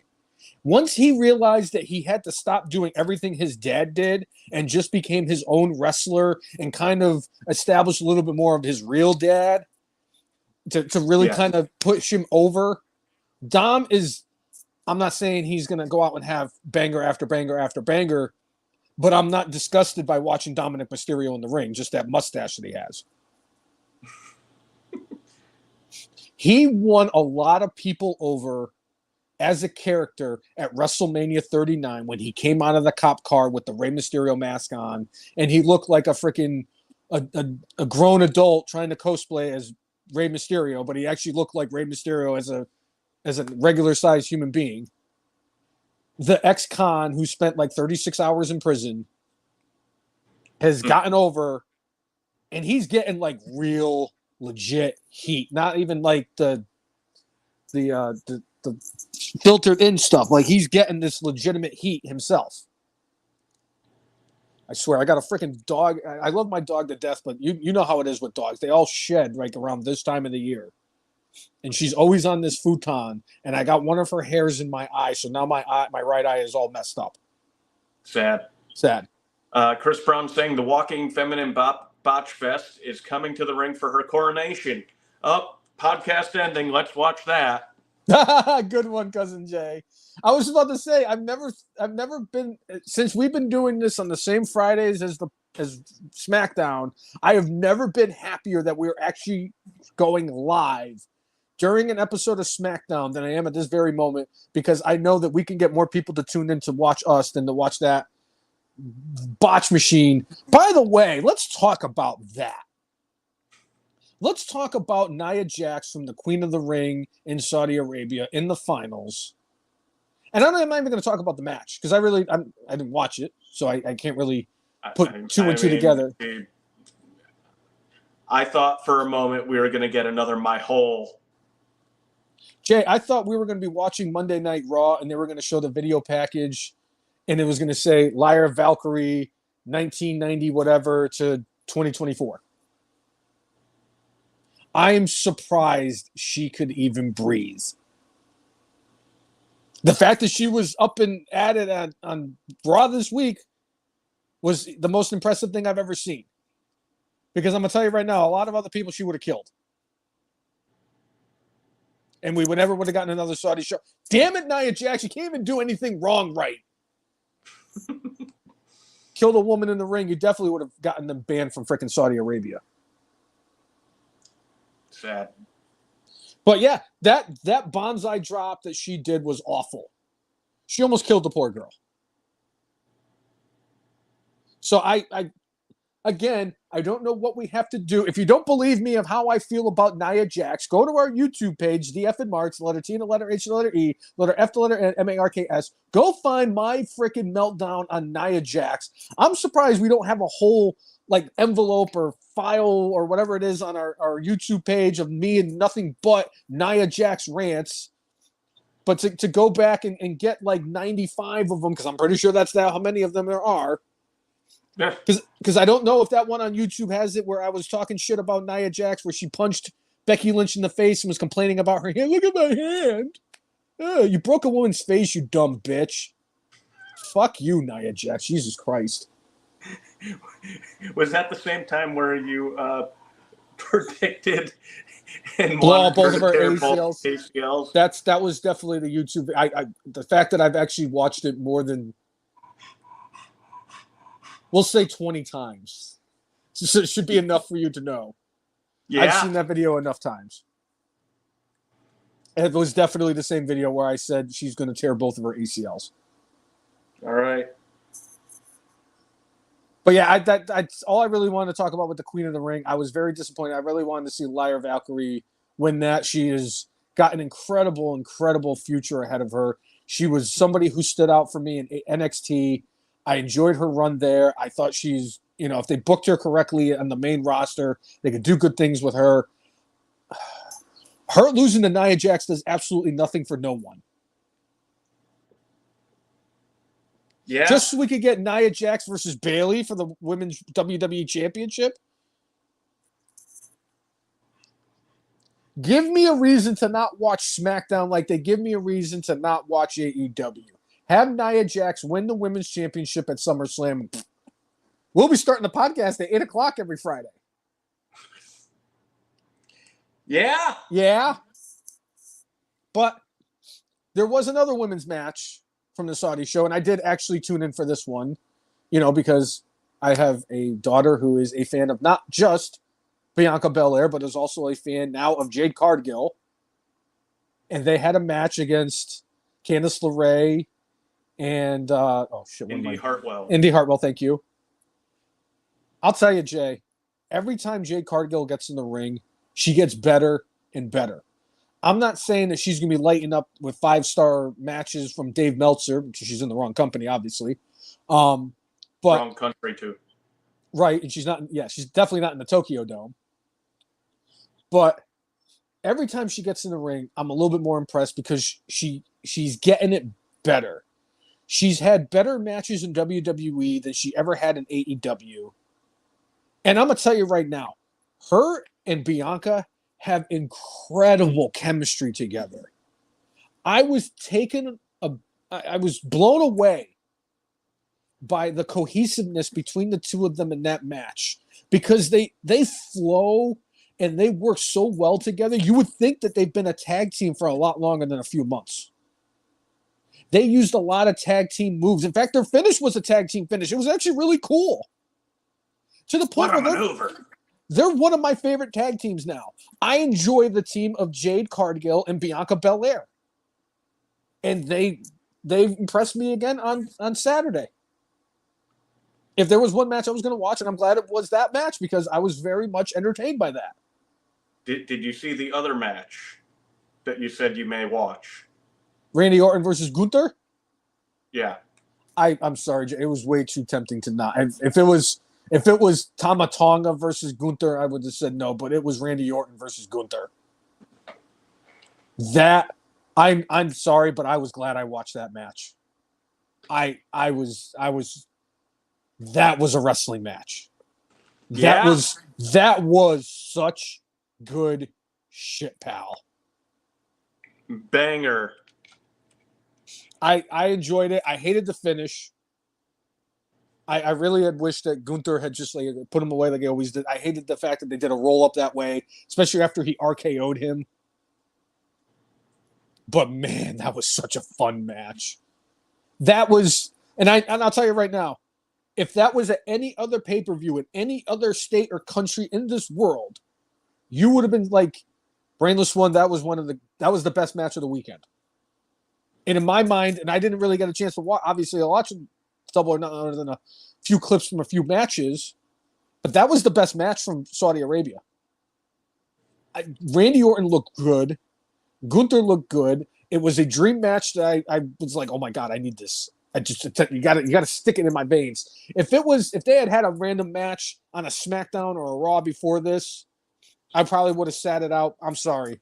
This was a match that I've been dying to see was Randy Orton and Gunther, and they gave it to me, and I'm like, I don't care if it's in Saudi Arabia. I don't care if it's in the White House. I don't care if it's in the Young Bucks' backyard. I will watch Gunther versus Randy Orton. Put me on the moon, and I'd watch it. Actually, Elon Musk is starting a wrestling company, and all their matches are going to take place on the moon. Good. Sign the Bucks. All right. Send them to the moon in a rocket that has no brakes. Actually, I think he wants to send them to Mars. Send them to the sun. So there's no sun. chance of them coming back.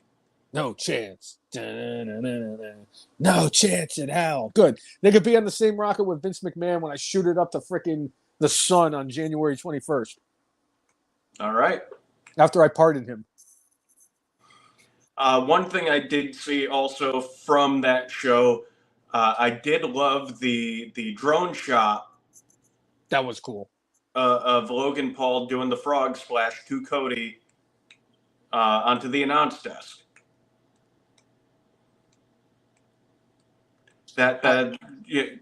Just for me, somebody who does video production professionally, very cool, and to pull off something like that live is very impressive.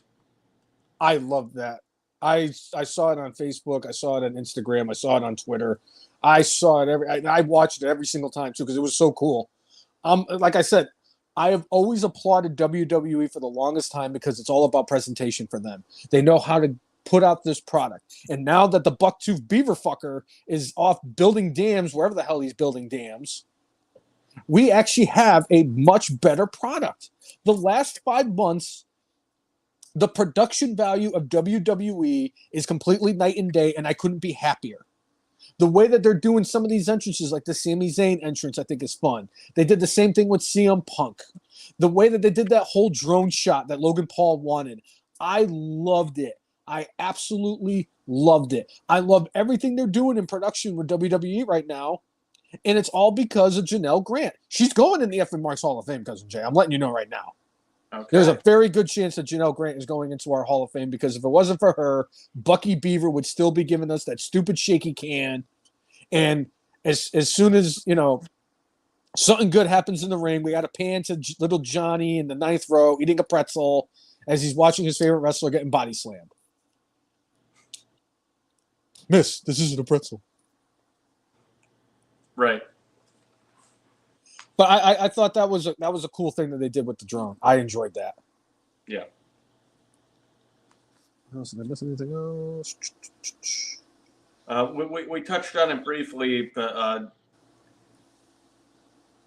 it sounds like Warner Brothers Discovery has given an offer to Tony Khan, and he's disappointed in the number. Now, negotiations, are a difficult thing.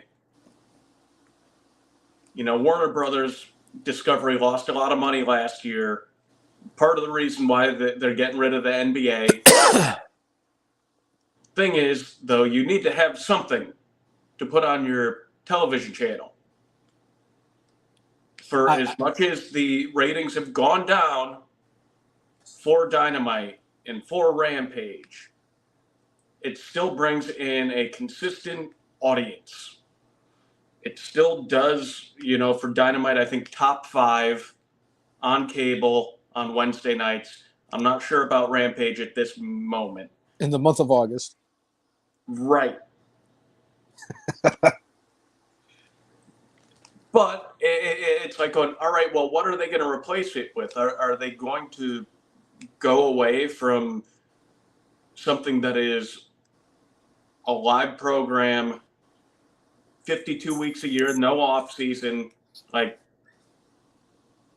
and whatever they put in there, will it replace the ratings that they're getting right now?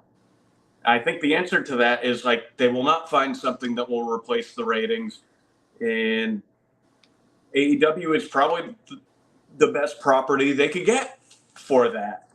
That is sad. And I think Tony Khan is hoping that there'll be a little bit of desperation and hey, we need to keep this thing going.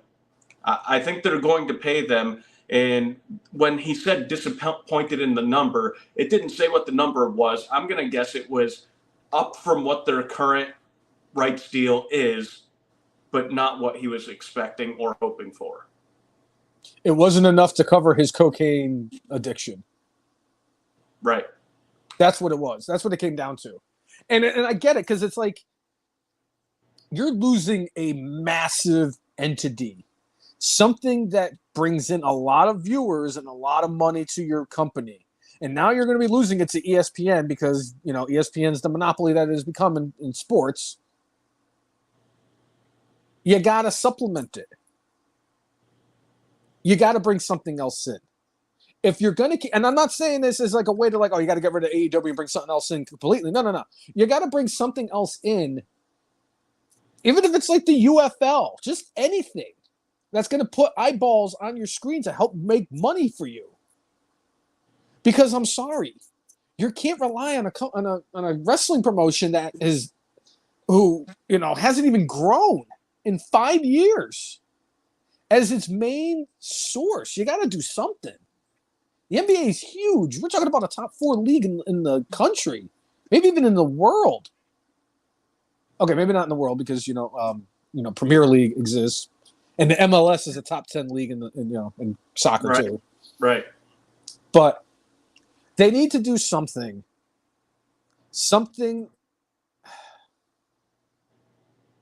I don't know. Isn't that what happened? Is NXT moving to the WB? They're moving to the CW. The CW, that's what it was. Jay, you can tell I want to see AEW just flounder. So I'm trying to sit here and justify what you can do. Guess what? Warner Brothers Discovery is going to do what's right for them. They're going to sign a new deal with AEW. And I think the thing is Warner Brothers Discovery is probably hoping that Tony Khan has no other suitors out there, and he just has to accept whatever offer they give him. But honestly, where else is he going to go? ESPN's not going to do it because ESPN has the partnership with UFC, and UFC's in bed with WWE. WWE has the USA Network. They have Netflix. They have whatever the CW is a part of. They have Peacock. I don't know if that Peacock deal is going to be over with once they move to Netflix. I'm assuming it is. The Peacock deal goes until 2026 in the United States. As far as all that, it's still possible that they could be, the WWE network in the U.S. could still come out of Peacock after that, but that deal's up year and a half from now, or 2 years from now. So it's like WWE already has ESPN and ABC locked up, which means they have Disney locked up. They have NBC locked up because if they have Peacock, they're locked into NBC. I don't see CBS really doing anything to get involved in professional wrestling. I mean, honestly, WB is really their only option because this is where WCW was. That's where the big boys played. I don't see it out of the realm of possibility that Disney, a.k.a. the owner of ABC, would want to put them maybe on FX. There were rumors out there that could have been a landing place for one of the WWE products. Disney is just interested in making money. If there's something that's going to make them money, it's not like if they signed any kind of exclusivity deal with WWE for wherever they've got them, it's probably exclusivity to the channel. It's not saying you can't have any affiliation with this company at all. Disney's big enough to tell them to go screw themselves. But I could foresee possibly something like FX. I would laugh my ass off if Fox did it after losing SmackDown. That Fox went and brought in AEW. They would just go in there and somebody in Fox's headquarters would get a glimpse of anything that Kenny Omega did in Japan, and that partnership would be over so fast and make their head spin. I'm sorry, I just don't see it unless they did something outside the box thinking, go to MTV and have MTV be the company that they actually work with. Because it's not like MTV plays music videos anymore. They put stupid shit on MTV all the time. In fact, I think AEW would be a perfect fit on MTV. They could put it right. What the heck? Wasn't Monday Night Raw on TNN while it was still TNN? I believe so. Before it was Spike, right? Yeah. Yes, I remembered it. Yes, and they were. TNN was the country music video station. Anyway, beyond all that, WB D is going to re-sign them. I'm saying it right here, and I think Tony's not going to get quite the money he wants, and Warner Brothers Discovery is going to keep something that they know at least fans come to on a regular basis. Right. I don't think Tony's going to get the money. I agree with you. I think they end up getting the deal done, but Tony's not going to get the money he wants. He's going to have to find a new way to come up with money for cocaine. His dad's bank account. Oh, come on. You really think Shad is going to finance his coke addiction? It's one thing for him to spend millions and billions of dollars so that his son can play with real-life action figures and hug them on national television. I don't think he's going to actually pay for his son's coke addiction. This isn't Herb Abrams we're talking about, Cousin Jay, who is his actual legitimate father. We're talking about Shad Khan.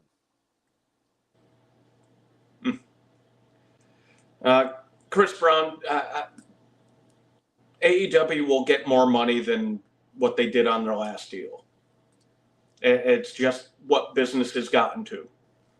Even if your ratings aren't what they were a couple of years ago, they're so desperate for content out there that they will pay more. And they end up charging the advertisers more, and then the advertisers end up charging we, the customers, a little bit more. That's the way it works. Yes. That's unfortunately how the cookie crumbles. Yeah. There's one thing else that I would like to mention about AEW, and then I'm good with putting them to bed for the rest of the night until I get to my Brainless. Okay. With Adam Edge doing that stupid bump where he jumped off the cage and miscalculated, or they put the table in the wrong spot, or it's just the fact that he's 50 years old and probably shouldn't have done the spot in the first place, he is no longer the TNT champion. He had to vacate the championship, which is what you're supposed to do if you're not able to defend the title in 30 days. And it looks like he's going to be out for at least 4 months with a fracture in his leg after that stupid bump. But we no longer have a TNT champion. So now the Hot Potato Championship once again becomes the Hot Potato Championship. And I like the fact that they were going to try to put the TNT title on Jungle Turd, only to have the new EVP on television, at least, Chris Daniels, the fallen angel himself, is now a EVP, because why not? Everybody else that's a wrestler from Impact or TNA is now an EVP in AEW. And he has decided that they're going to have either a tournament or a fatal 4-way match with qualifying matches to determine the new TNT champion. Or no, there's going to be a ladder. Oh, yeah, there we go. A ladder match. What they're doing is they're a series of qualifying matches, and then there's going to be a ladder match for the finale. Jungle Boy's going to win that.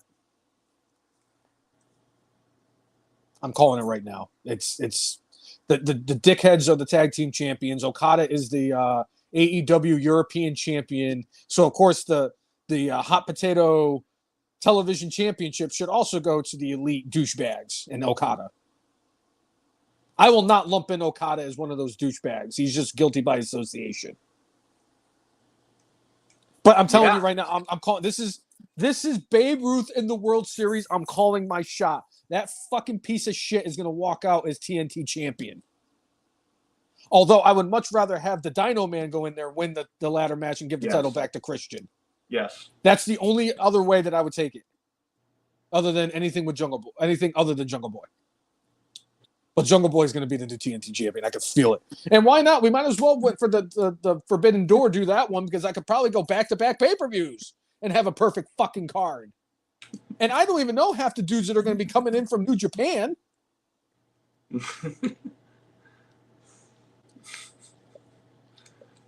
Ciabatta Bread fighting for the freaking stupid FTW championship not too long after he had his brain removed from surgery.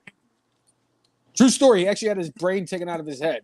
Oh, I'm sorry. That's another thing I wanted to talk about was that stupid triple threat match where Chris Jericho ended up fighting in the triple threat match against Hook and Ciabatta Bread after Ciabatta Bread and Hook pinned the Bounty Hunter in the triple threat match to win, to get the number one contendership. So you have a triple threat match to determine who the number one contender is. So you end up having a triple threat match for the title.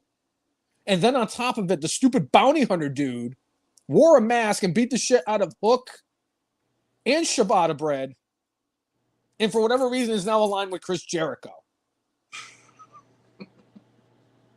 What the actual fuck? What is this shit? Now, I know I've never done cocaine in my life, and I'm very proud of myself for the fact that I've never done anything stronger of a drug than the marijuanas. I'm not going to count a couple of whippets over the years because those were fucking awful anyway.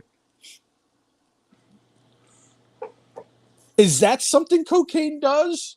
Where you do stupid shit like this? Where you come up with booking decisions where the one person who actually lost in a triple threat match costs his two opponents and aligns with the guy he was trying to fight for the championship? What the fuck is this? You have a guy win a championship in his first title match in your company after you signed him to a contract, and then you're going to give him a world heavyweight title match next? Where you've been every other fucking double stupid forbidden door bullshit you've been doing with New Japan. You've had the AEW title defended against a guy from New Japan. Will Ospreay doesn't work for New Japan anymore, Tony Khan. Are you that coked up that you don't even realize that? Or is it the fact that you're like, well, I could do that because the New Japan champion is from fucking AEW. So I'm pretty sure that Moxley's going to end up in a match with some kind of plumber fuck too. God, I don't understand this, Jay. I'm sorry. I don't get it now. I just don't get it. I don't understand this business model. I just don't get it. Whatever it is that I'm trying to figure out, and I can't. I don't know what it is. There's no rhyme or reason to how they do anything. There's nothing. They literally pull out a turd from their ass and throw it against the wall and see if it sticks. That's how they book. It's awful. It is awful. There's no direction. There's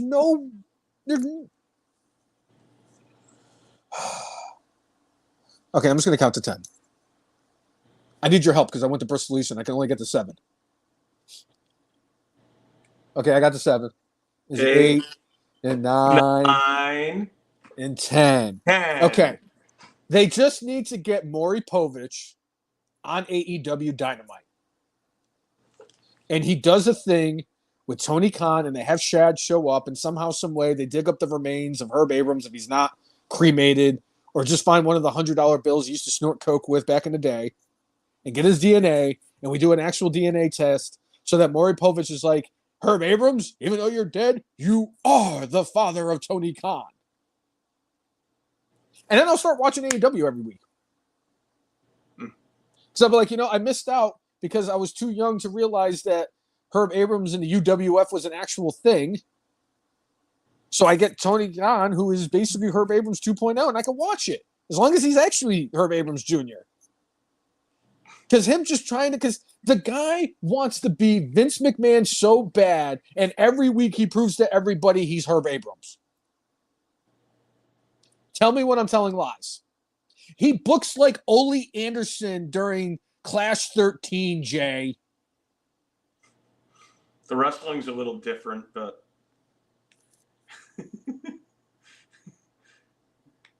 are you telling me that they don't have a Motor City machine? Or, I'm sorry, a Motor City Madman? Is that what you're telling me? They don't have a Motor City Madman. They don't have a primetime Brian Lee. They don't have a Z-Man, clearly. I could find a Z-Man for them. And they could actually, technically, they could have the bounty hunter dude be the big cat, and he could show up 27 times on the show, too. Or you could have Powerhouse Hobbs do it. Or you could have whatever. I mean, Wardlow could definitely do the, let's see, who could Wardlow be? Oh, he could definitely be the guy with the axe. He could be the Motor City Madman. No, I'd rather see him as the guy who was supposed to come out with Ox Baker, and they said, Thomas and shit. His cousin came out with the axe and Ox Baker, even though Ox Baker was in the entrance and shit. He could be the guy with the giant freaking axe that comes to the ring and loses to Psycho Sid, or Sid Justice, or Sid Vicious, or whatever version of Sid he was. Right. Wherever he did well pleases, with a couple of buddies. Sorry. But yeah, that's basically what it is. Tony Khan is really just Herb Abrams and Ole Anderson booking wise. wrapped up in a bunch of coke. Only in the 90s booking. Yes, only in the 90s booking. Only in the 80s when he was booking in Florida was a completely different animal before Vince McMahon took over everything on that Black Saturday. When the Briscoes absolutely screwed over Ole Anderson. Shit. That was a great episode of Dark Side, by the way. It was good. Not UWF, but nothing is. Oh, no, I've come to the conclusion now that is the greatest episode of Dark Side of the Ring. UWF with Herb Abrams. Yeah. It's not even close. And they've had some really good episodes, too. Really good. Yeah. But yeah, give me Maury Povich, Tony Khan, Shad Khan, the remains of Herb Abrams, and Dynamite, and I'll tune in. But as long as they have Orange Cassidy in the corner after it's done, and he goes, ha! Even the Orange Cassidy thumbs up gets a thumbs up. Ugh! All right. I think that's about it for my notes. Well, I just have a couple of quick ones real quick. Oh, and I think you got a top 10 list, too. And I have a top 10 list, too, yes. I did mention that Ethan Page showed up at NXT this week. He was a surprise person that came out at the end of when Trick Williams was doing whatever the hell Trick Williams was doing. He attacked Trick. He announced that he was the one that attacked Noam Dar and whoever the other guy was that's associated with Noam Dar. And he's already inserted into, it looks like he's already inserted into the main event picture in NXT. Glad to see Page get there. I thought it was kind of funny when he was leaving Impact and he's like, oh, I have a choice between WWE and AEW. So I'm going to go to AEW because there's a better chance for me to do something there. And lo and behold, a couple of years later, he's in NXT. Chris Brown in the chat saying we're getting Carmelo Hayes versus LA Knight. Yeah. In unison. So yeah, I like Ethan Page in NXT. Also on the notes with NXT, Roxanne Perez will be defending her championship that Ava Raine, aka Dwayne's daughter, announced her opponent, and it's none other than TNA Knockouts champion Jordynne Grace. Which now leads to WWE and TNA working as a partnership going forward. What are your thoughts on WWE and TNA working together now? I mean, this has been a slow burn as far as building a partnership. It goes back all the way to when they brought Mickie James in. I think a lot of that had to do with how she was treated when she exited the company the last time. Yeah. But they made that deal to bring Mickie in, you know, and they did that. And then we had the shock this year during the Royal Rumble where Jordynne Grace made an appearance, made a big impact, pardon the expression, I see what you in that match.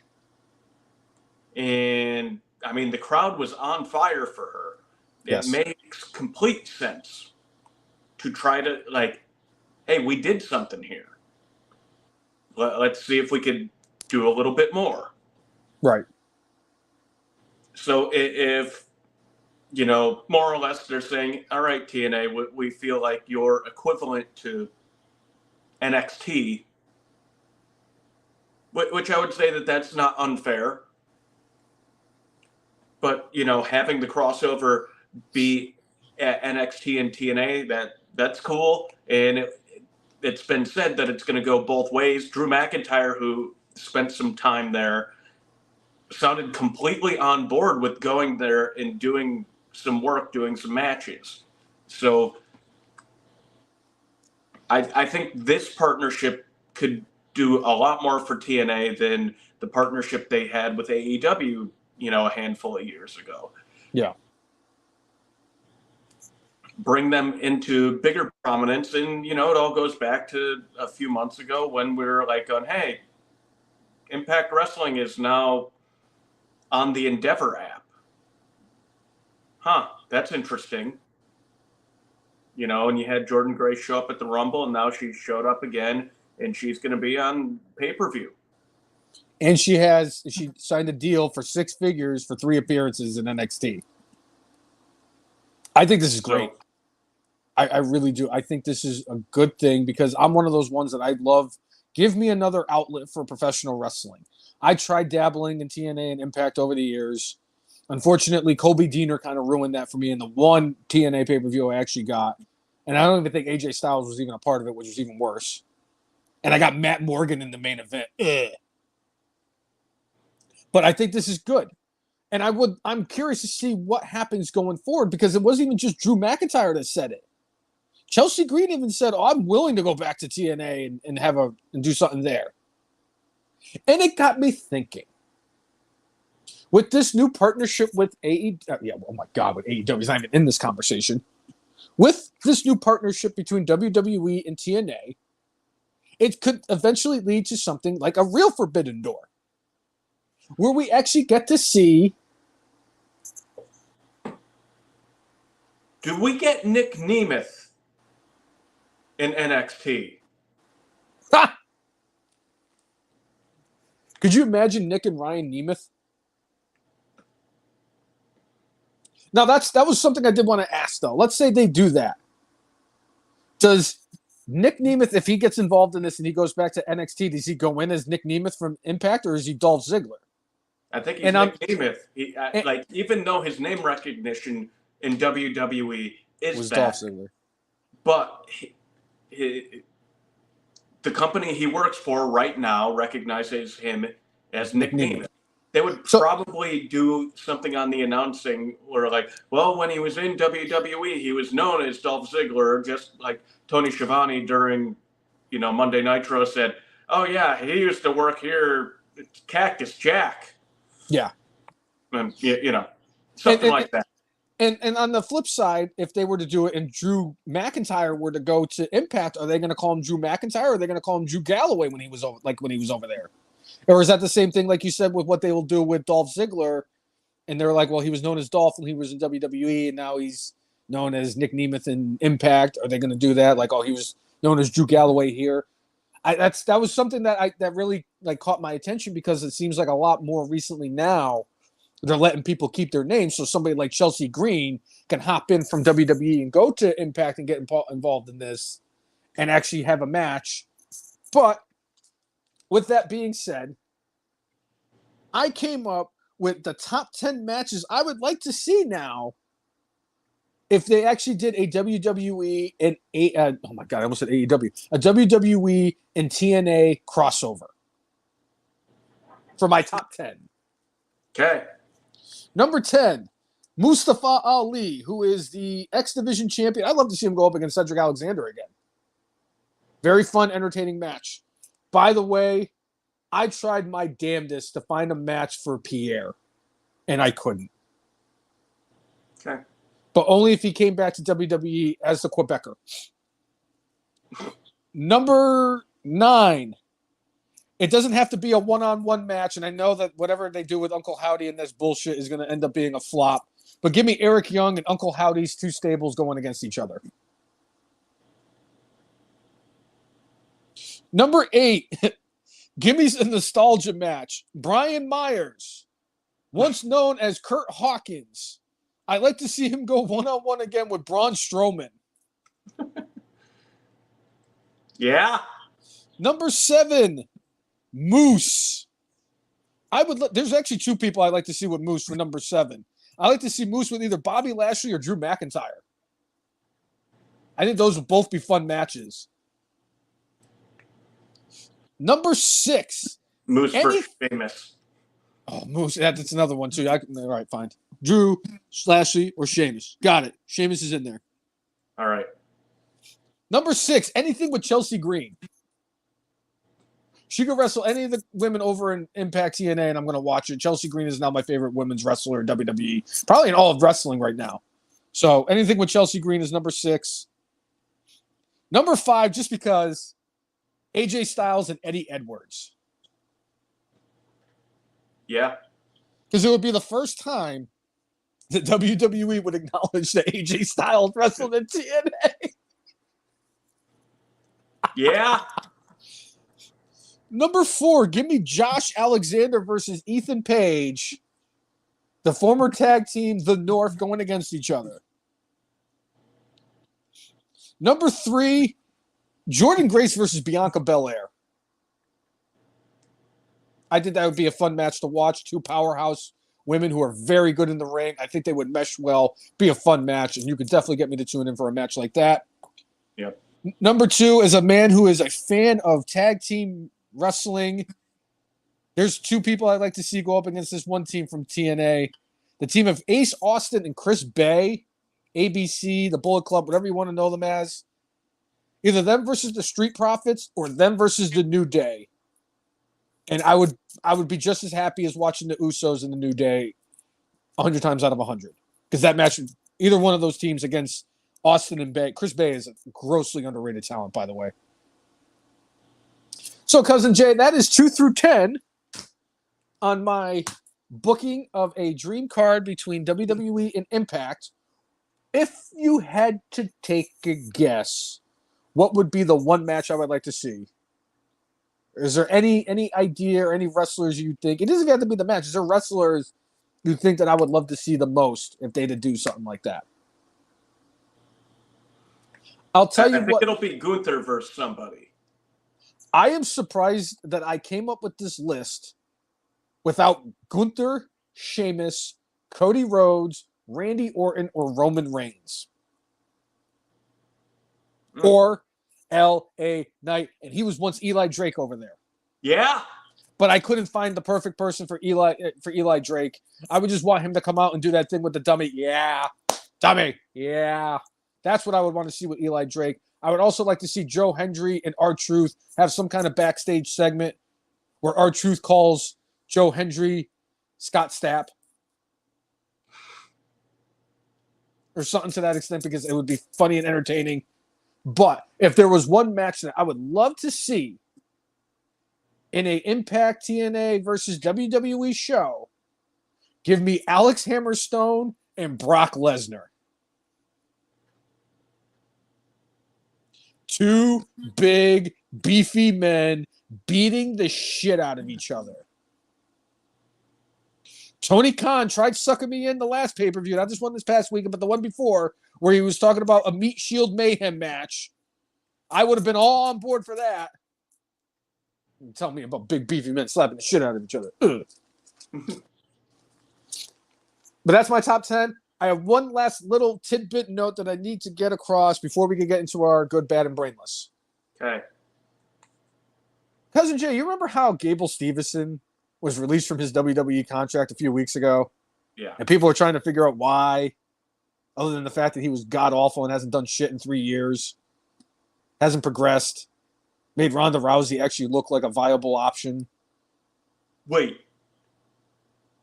He's not in WWE anymore? No. And he missed out on the Olympics, so people are like, okay, that was kind of grimy that WWE did that. Well, we found out today what Gable Stevenson's next adventure in his life is going to be. Cousin Jay, would you like to enlighten the fans of the F and Marks and tell them what Gable Stevenson did? So, the training that he's gotten in professional wrestling is not going to go for naught. Gable Stevenson may have to go through a table as part of the Bills Mafia. Gable Stevenson is signed with the Buffalo Bills. Don't know what position he's going to be. I mean, clearly he's a freak of an athlete, and he's got the strength. He just now needs to figure out what the hell his position is and what he can do. He's going to be a defensive lineman. Because he's like 6'2", 270 pounds or some shit like that. He's going to be a defensive lineman. This man wants to be Brock Lesnar so bad. Except the difference is that Brock Lesnar went and excelled in WWE before he tried out for the Minnesota Vikings.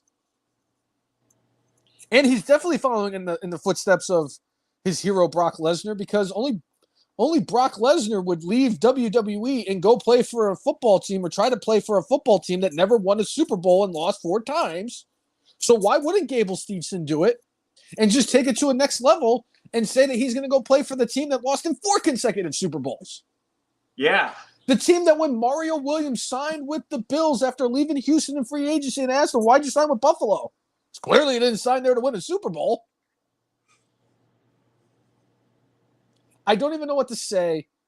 When I found out that the first time he ever put on a pair of cleats was during his tryout for the Bills, which means other than maybe going in his backyard and having Damon Kemp throwing lasers to him on like Thanksgiving Day after eating turkey and mashed potatoes and playing their cousins, I don't think Gabe Stevenson has actually played a game of football.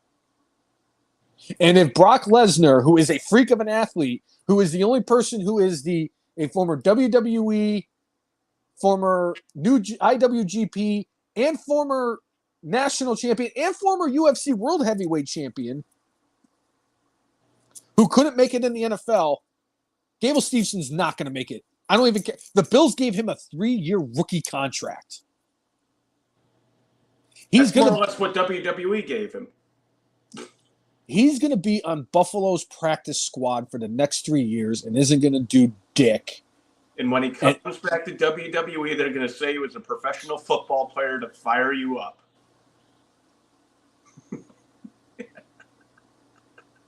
Just like when Tony Schiavone told Bobby Heenan that Hacksaw Jim Duggan was an intelligent man. I don't even have words for this, Jay. If he didn't excel in WWE and he just didn't get any better, what makes you think he's going to transition to a much difficult... I'm sorry.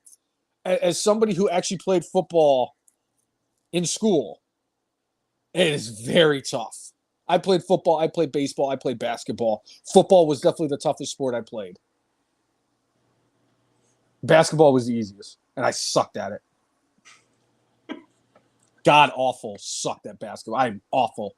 You will never see me even... I'd be the last person. I was always the last person picked for basketball, and I was justifiably so. I didn't play defense, and I'm a gunner, so anyway. That's all I got for my notes. You got anything else, Cousin Jay? No, I'm good. So I guess it's time for our good, our bad, and brainless. All right, Cousin Jay, what do you got for your good this week? You know, there were a few things that they had going on. You know, you had the very cool 360 of the frog splash that they did and the match between Logan Paul and Cody Rhodes. Nice to see Marty Jannetty all these years later, you know, maybe finally finding some happiness. JR, Missy Hyatt, finding something for a little while. Something's happening. All those are good things, but they're not the good for this week. I am going to go with the surprises that we got on NXT, because how often do we get genuinely surprised in pro wrestling these days? We got 2 legit surprises coming out of left field. It was great, wonderfully executed. Bravo, Shawn Michaels. You kept one eye on the prize. That's all we asked, Shawn Michaels. And my favorite part about that is that they were teasing Tegan Knox going back down to NXT, so people automatically assumed she was going to be the one that was going to fight Roxanne Perez for the title. So the fact that it was Jordan Grayson instead was such a great move. And the fact that they kept Ethan Page hidden from everybody until he basically came out was just, I loved it. I wanted to give that my good. I really did, because I'm very happy. I've done a complete 180 on Ethan Page when he was in AEW. I didn't like him at first. I became more of a fan of his because he seems like a really good dude. I'm excited to see him in NXT. I really, truly, from the bottom of my heart to the pit of my soul, I wanted to give it to Darby Allin, as well as effing Marks Hall of Fame induction for setting Jungle Boy on fire, but I'll get into that in a little bit. Okay. I'm giving it to good old JR. I don't care. Jim Ross got to nail Missy Hyatt. And we could discuss this at a later date, but I really do think that after finding this out, on top of the fact that he is one of the greatest announcers of all time and a major influence on wrestling, I think that him smashing Missy Hyatt has earned Jim Ross the opportunity to join our effing Marks Hall of Fame at the end of the year ceremony. We could discuss it at further, in further detail if you want, but I think that he has earned that right now. Okay. If there's somebody more justifiably deserving, so be it. But I do think that Jim Ross belongs in there, and good old JR. By God, he broke her in half. All right. What do you got for your bad? I just got to go with the whole saga of Jake Hager. He reached a certain level of infamy in WWE. He was a heavyweight champion at one point. He got into a tag team with Claudio Castagnoli. They did some stuff. We the people. And, did the stuff with Zeb Coulter, and it just ended up petering off, and he felt like he got, dealt a bad hand, specifically towards the end. It was like, hey, yeah, AEW, you know what? They're going to treat me like the star that I really am, and I'm looking forward to this opportunity, and he went nowhere. He never even got even close to over with anything. He was basically just a waste of space and waste of roster. And I don't know if all the onus is on him for that. I know that he was in like a couple of matches of note, but all in all, he was nothing. He did nothing. And you see somebody that big who maybe he's not the greatest on the microphone, but like a big dude who could go pretty well in the ring. And you can't figure out what to do with him. It's the same problem we have with Wardlow. But you should be able to do more with him. But Jake Hager, it's like he's 42 years old now. What to do?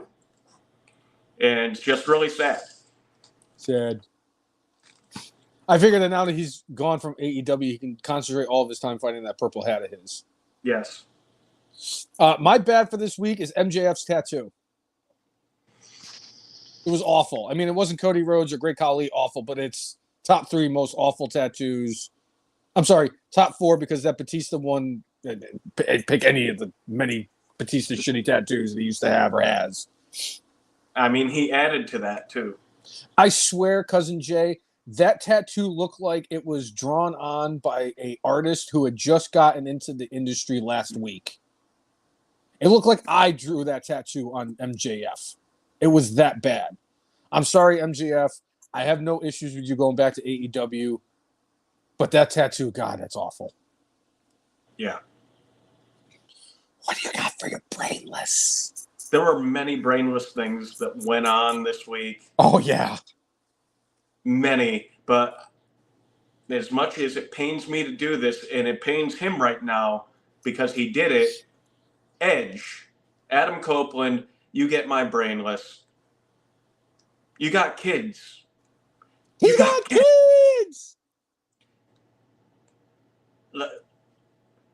Like, hey, if it was just a botch where he just did not get the length on the jump, but like the clip I saw made it not look like he missed the jump. He like just jumped down and looked like maybe he was going to try to bring down an elbow. It's like, dude, jumping 20 feet down and just landing on your feet? No. No. Like, no. If you were concerned about your neck being an issue, that you didn't want to jump onto the table and land on top of Aleister Black because you might injure your neck, I get it. Don't do the spot. Do something else. Thank you. And honestly, you're 100% right. There was so many different options for Brainless, and I'm going to use part of yours to kind of lump in as a total whole. I know everybody's going to be surprised when I say this. Double or nothing. No, I'm not even going to say double or nothing. I'm going to go with AEW as my Brainless. Because it wasn't just the Adam Edge spot where he broke his leg jumping off the top of the cage. You did an unnecessary spot where Will Ospreay did a dive and a flip outside of the ring and landed on his head, almost broke his neck. You did the spot with the flamethrower with Darby Allin, which would have been a lot more cool if the Young Bucks didn't already have the fire extinguishers in their hands. Poor production, poor execution. Terrible.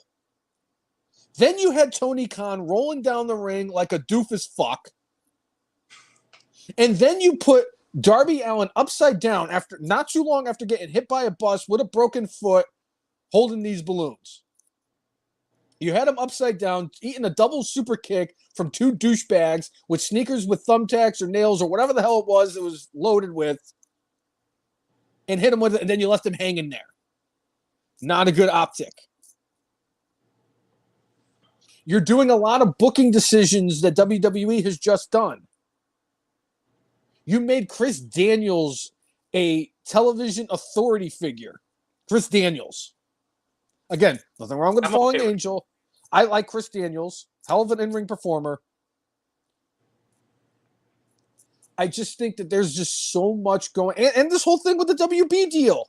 The fact that it hasn't gotten done yet because Tony Khan... This is just like the WWE Cody Rhodes negotiations, where Tony Khan thinks that his promotion's a bigger deal than what it is. WB thinks that it is what there is, and they just need to meet in the middle, but closer to where WB is, because AEW is nowhere, shape, or form any closer to being WCW until they hire Vince Russo like they should. And then put the damn thing to bed, and we never had to deal with it again.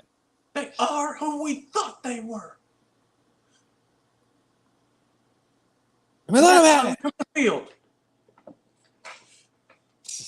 Oh, Dennis. You want to crown him? Crown him. Grass. They are who we thought we were. Probably the angriest I've seen a human being. You play to win the game. Actually, no, I take that back. My father was probably the angriest I've ever seen. No, my sister was the angriest I've ever seen a human being. Especially because I used to antagonize her and instigate her. No. Anyway, if you like what you see, whether you are a first-time watcher or a continuous fan, make sure you like us on Facebook, follow us on Twitter, follow us on Instagram. Oh, I'm sorry, Twitter X. Follow us on Instagram and subscribe to us on YouTube at the letter T, the letter H, the letter E, the letter F, the letter N, MARKSTF and Marks. If you like, follow and subscribe to us, we will do the same back. That has always been our mantra. And make sure you set up notifications so that when we are live, you will be notified that we are live. So you can tune in and talk about our favorite sport we all love to hate. Professional wrestling. Yeah, whether it's on the X, whether it's on the YouTube, or whether it's on the Facebooks. Yeah. Bookface. Right.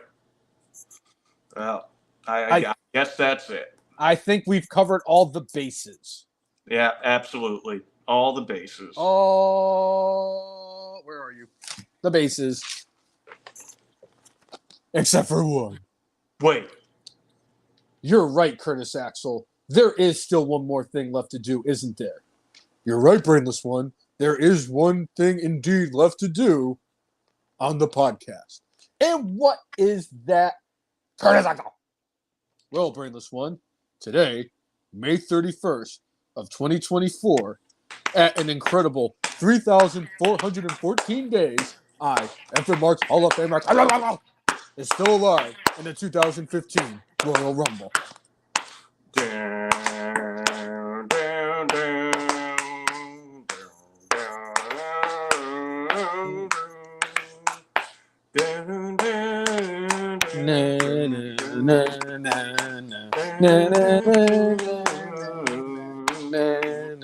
So, for episode 362 of everyone's favorite wrestling podcast, the FMRs, I'm Jay.